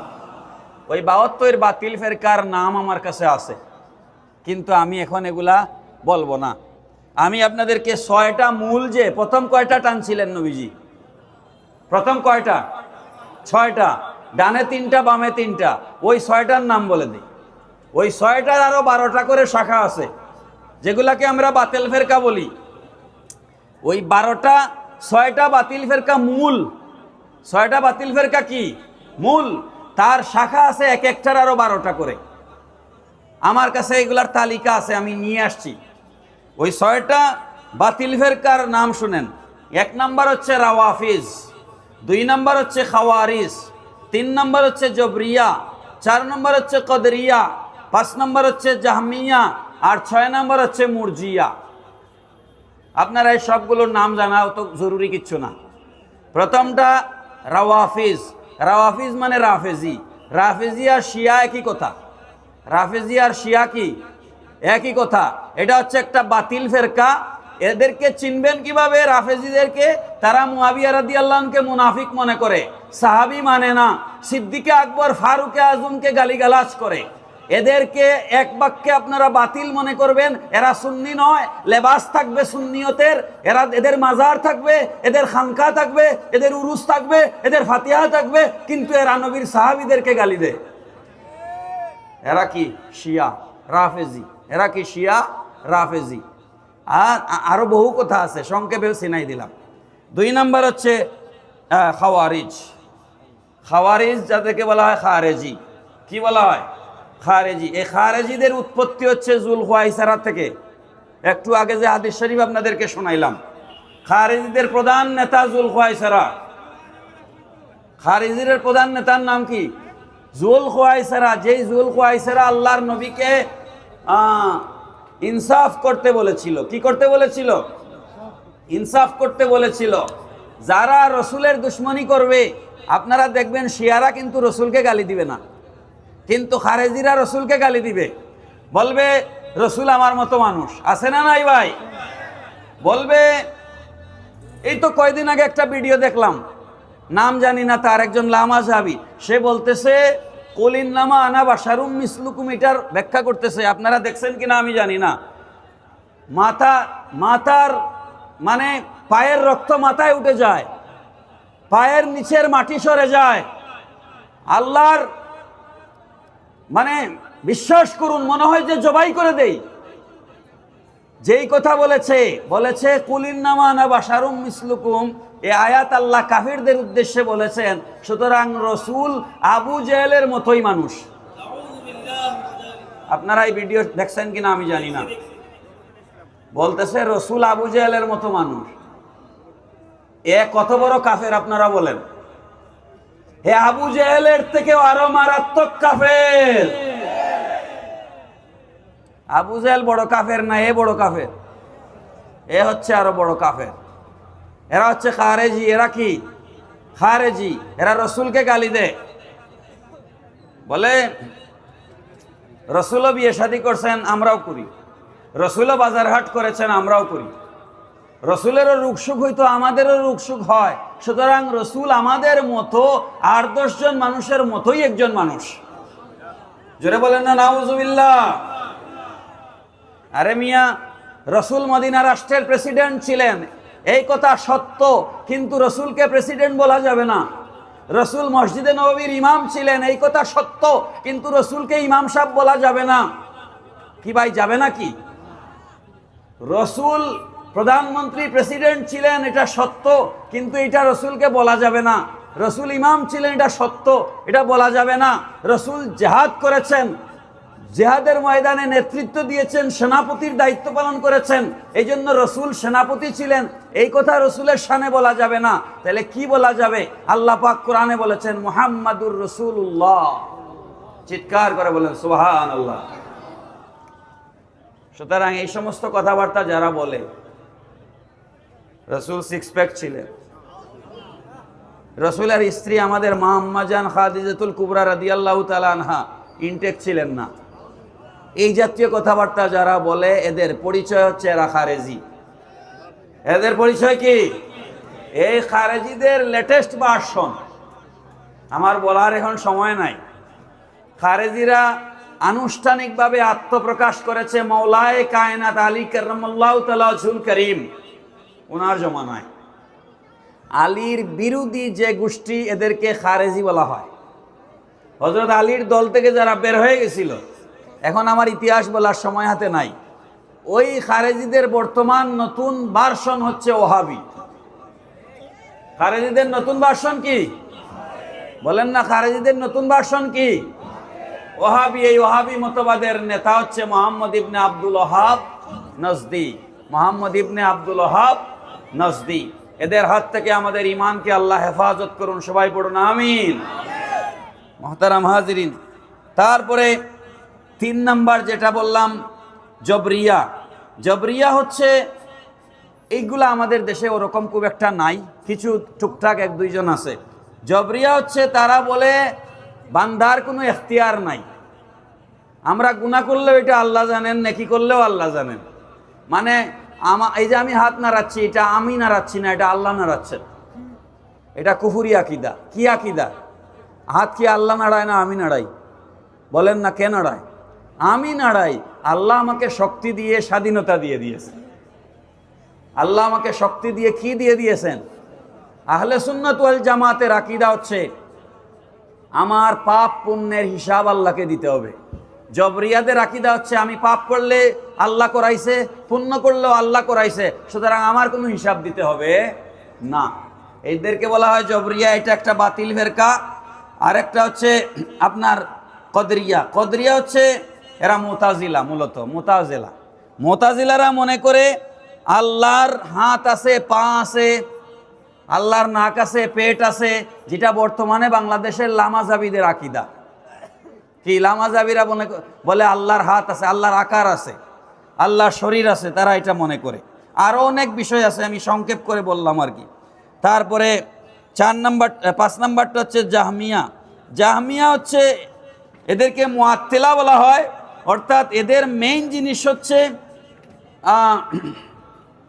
আল্লাহ রব্বুল আলামিন যে আমরা যে মালাকুল মউত আজরাইল আলাইহিস সালামের উপর বিশ্বাস করি, তিনি আমাদের জান কবুজ করে, তারা বলে এটা বললে তো শিরিক হয়ে গেল, আল্লাহর ক্ষমতায় অংশগ্রহণ হয়ে গেল, এই জন্য মালাকুল মউত তারা মানে না, তারা মনে করে জান ডাইরেক্ট আল্লাহ নেয়।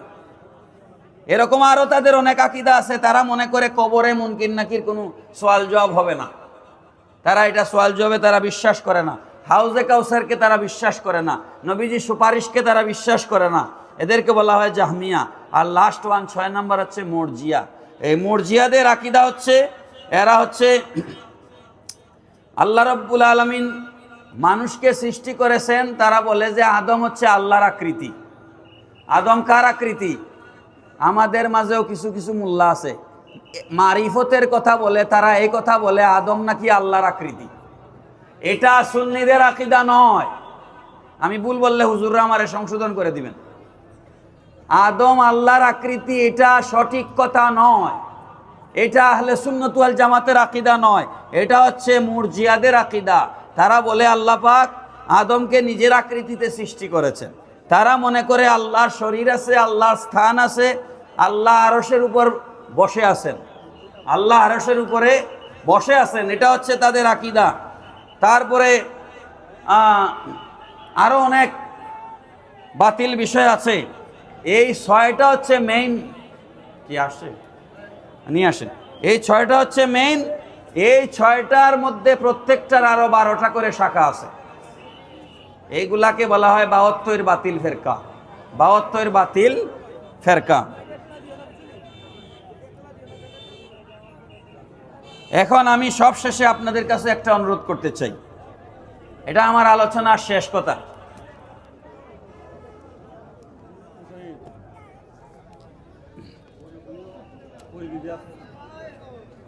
আপনারা জানেন আমার ওয়াজ শেষ না, আমি ওয়াজ আরো একটা কথা আমার বাকি রয়েছে, কনক্লুশন বাকি, উপসংহার। আমার নিজের লেখা অনেক বই আছে, আপনারা জানেন। এখন 3টা বই আমার সাথে আছে। দেওবন্দীদের দৃষ্টিতে মিলাদ ও কিয়াম, যে সমস্ত দেওবন্দী উলামায়ে কেরাম মিলাদ কিয়ামকে বেদাত বলেন, এই বইটা তার হাতে ধরায়া দিবেন, তার তালু জিহ্বা এক হয়ে যাবে, আর কথা বের হবে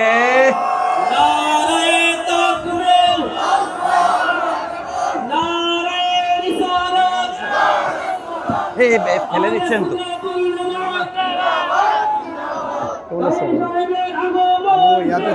কালকে ফোন দিলাম ধরলেন না, আপনার আজকে সিলেট যাওয়া, আপনার আজকে সিলেট যাওয়া খুব জরুরি ছিল। আমি তো নরসিংদী লেনদেন ছিল, না গেলে এটা হইতো না।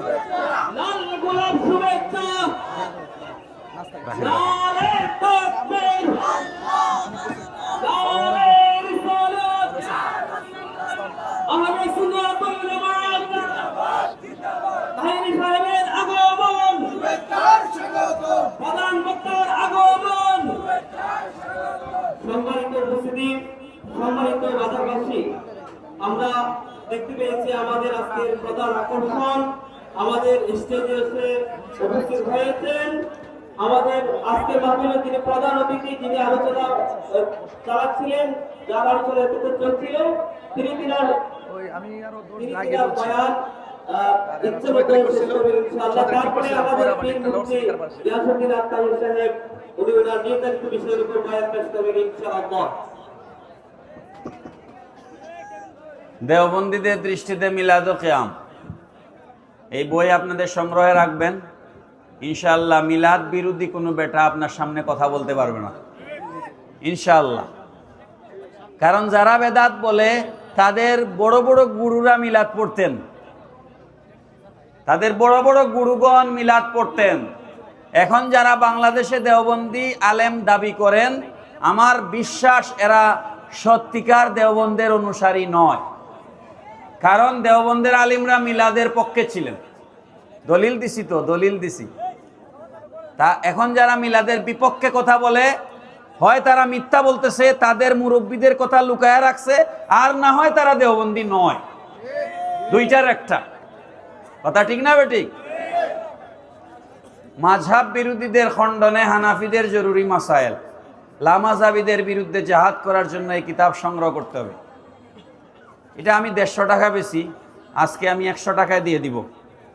সাহাবিয়ত আফজালিয়ত, এটাও আমি 150 টাকা বেশি, আজকে কেউ নিলে 100 টাকা নিয়ে যাবেন।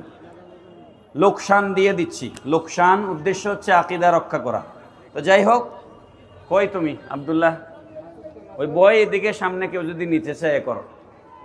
শেষ কথা হচ্ছে ভাই, আমাদের বিরুদ্ধে একটা অভিযোগ আছে সুন্নিদের বিরুদ্ধে। আমি এতক্ষণ ধরে যে আহলে সুন্নতের আকীদা আপনাদের সামনে বয়ান দিলাম, একটা অভিযোগ আছে আমাদের বিরুদ্ধে। অভিযোগ আংশিক সত্য। সে অভিযোগ হচ্ছে আমরা দাবি করি সুন্নি, কিন্তু আমাদের মাঝে সুন্নত নাই। কথাটা একদম ফেলে দেওয়ার মতো নয়। কি কথা হুজুর, ঠিক না বেটি?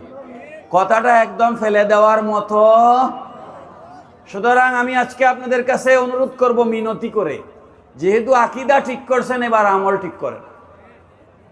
আমাদের আকীদা ইনশাল্লাহ ঠিক আছে না নাই? আপনারা তাহেরি সাহেবকে ভালোবাসেন কিনা? আওয়াজে বোঝা গেছে কম বাসে। ভালোবাসেন?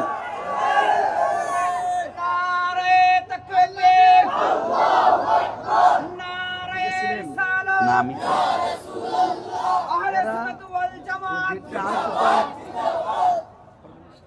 আমিও তাহেরি সাহেবকে ভালোবাসি। কেন ভালোবাসি? শুধুমাত্র আল্লাহ এবং রসুলের ওয়াস্তে। উনি আমারে কোনোদিন 1 টাকা দিছে বলতে পারবে না, আমিও ওনারে কিছু দেই নাই। কি ভাই, ঠিক না বেটে? কিন্তু ভালোবাসি আমরা কিসের জন্য? আল্লাহর জন্য এবং রসুলের জন্য। আল হুব্বু ফিল্লাহি ওয়াল বুগযু ফিল্লাহি মিনাল ঈমান। আমি যে কথাটা আপনাদেরকে বলতে চাচ্ছি, যে যুবকরা তাহেরিকে ভালোবাসো, সে তাহেরির মুখে দাড়ি আছে না নাই? বলো, জোরে বলো, আছে না নাই?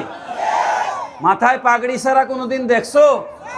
তাইলে তুমি যদি তাহেরিকে ভালোবাসো, মাথায় টুপি না দিয়ে আসলা কেন? আমি তো দেখতেছি বেশিরভাগের মাথায় টুপি নাই। এরপর থেকে তাহেরি সাহেবের মাহফিলে মাথায় অবশ্যই টুপি দিয়ে আসবা। ঠিক আছে? কথা ঠিক আছে? এরপরে তাহেরিকে ভালোবাসলে তাহেরির দাড়ি আছে, তুমি দাড়ি রাখো। কথা ঠিক না বেঠিক? আমি তো সর্বোচ্চ পর্যায়ে গেলাম না আমার রসুলের। এটা কার সুন্নত? দাড়ি মুবারক কার সুন্নত? তো নবীজিকে ভালোবাসেন, তো ভালোবাসার নমুনা দেখান। ভালোবাসার জন্য যদি বাড়ি থেকে মিয়া মা বাবাকে না বলেই পালায়া যাইতে পারেন আরেক বেটার বেটি নিয়া, তো নবীর ভালোবাসার জন্য দাড়ি রাখতে পারেন না? রাখবো কিনা বলেন? আরে ভাই, পারেন না পারেন বলেন ইনশাআল্লাহ, বলেন ইনশাআল্লাহ। ওমা আলাইনা ইল্লাল বালাগ। আমাকে সৈয়দ সাহেবের হুকুম অমান্য করা তো একটা বেয়াদবি। সৈয়দ সাহেবের বাড়িতে খাওয়া দাওয়া করলাম। ওনাদের তো পরিবার 2 জন প্রধান বিচারপতি ছিলেন বাংলাদেশে, ওনাদের পরিবার থেকে 3 জন। দ্বিতীয় প্রধান বিচারপতি বাংলাদেশের এবি মাহমুদ হোসেন, উনি ছিলেন বাংলাদেশের 2nd চিফ জাস্টিস, না দ্বিতীয়। হ্যাঁ, এরপরে সৈয়দ মুদাসসির সাহেব ছিলেন 14 নম্বর প্রধান বিচারপতি। আর কেউ ছিলেন? দস্তগীর সাহেব। উনি কি মুদাসসির সাহেবের আগে না পরে? তো মারহাবা, এমন একটা সম্মানিত ফ্যামিলি। বাংলাদেশের 3 জন প্রধান বিচারপতি, 4টিখানি কথা। তো সৈয়দ সাহেব আমাকে বলছেন একটু দোয়া করতে, কিন্তু আমি চাচ্ছি না। হ্যাঁ, মাশাআল্লাহ, মাশাআল্লাহ।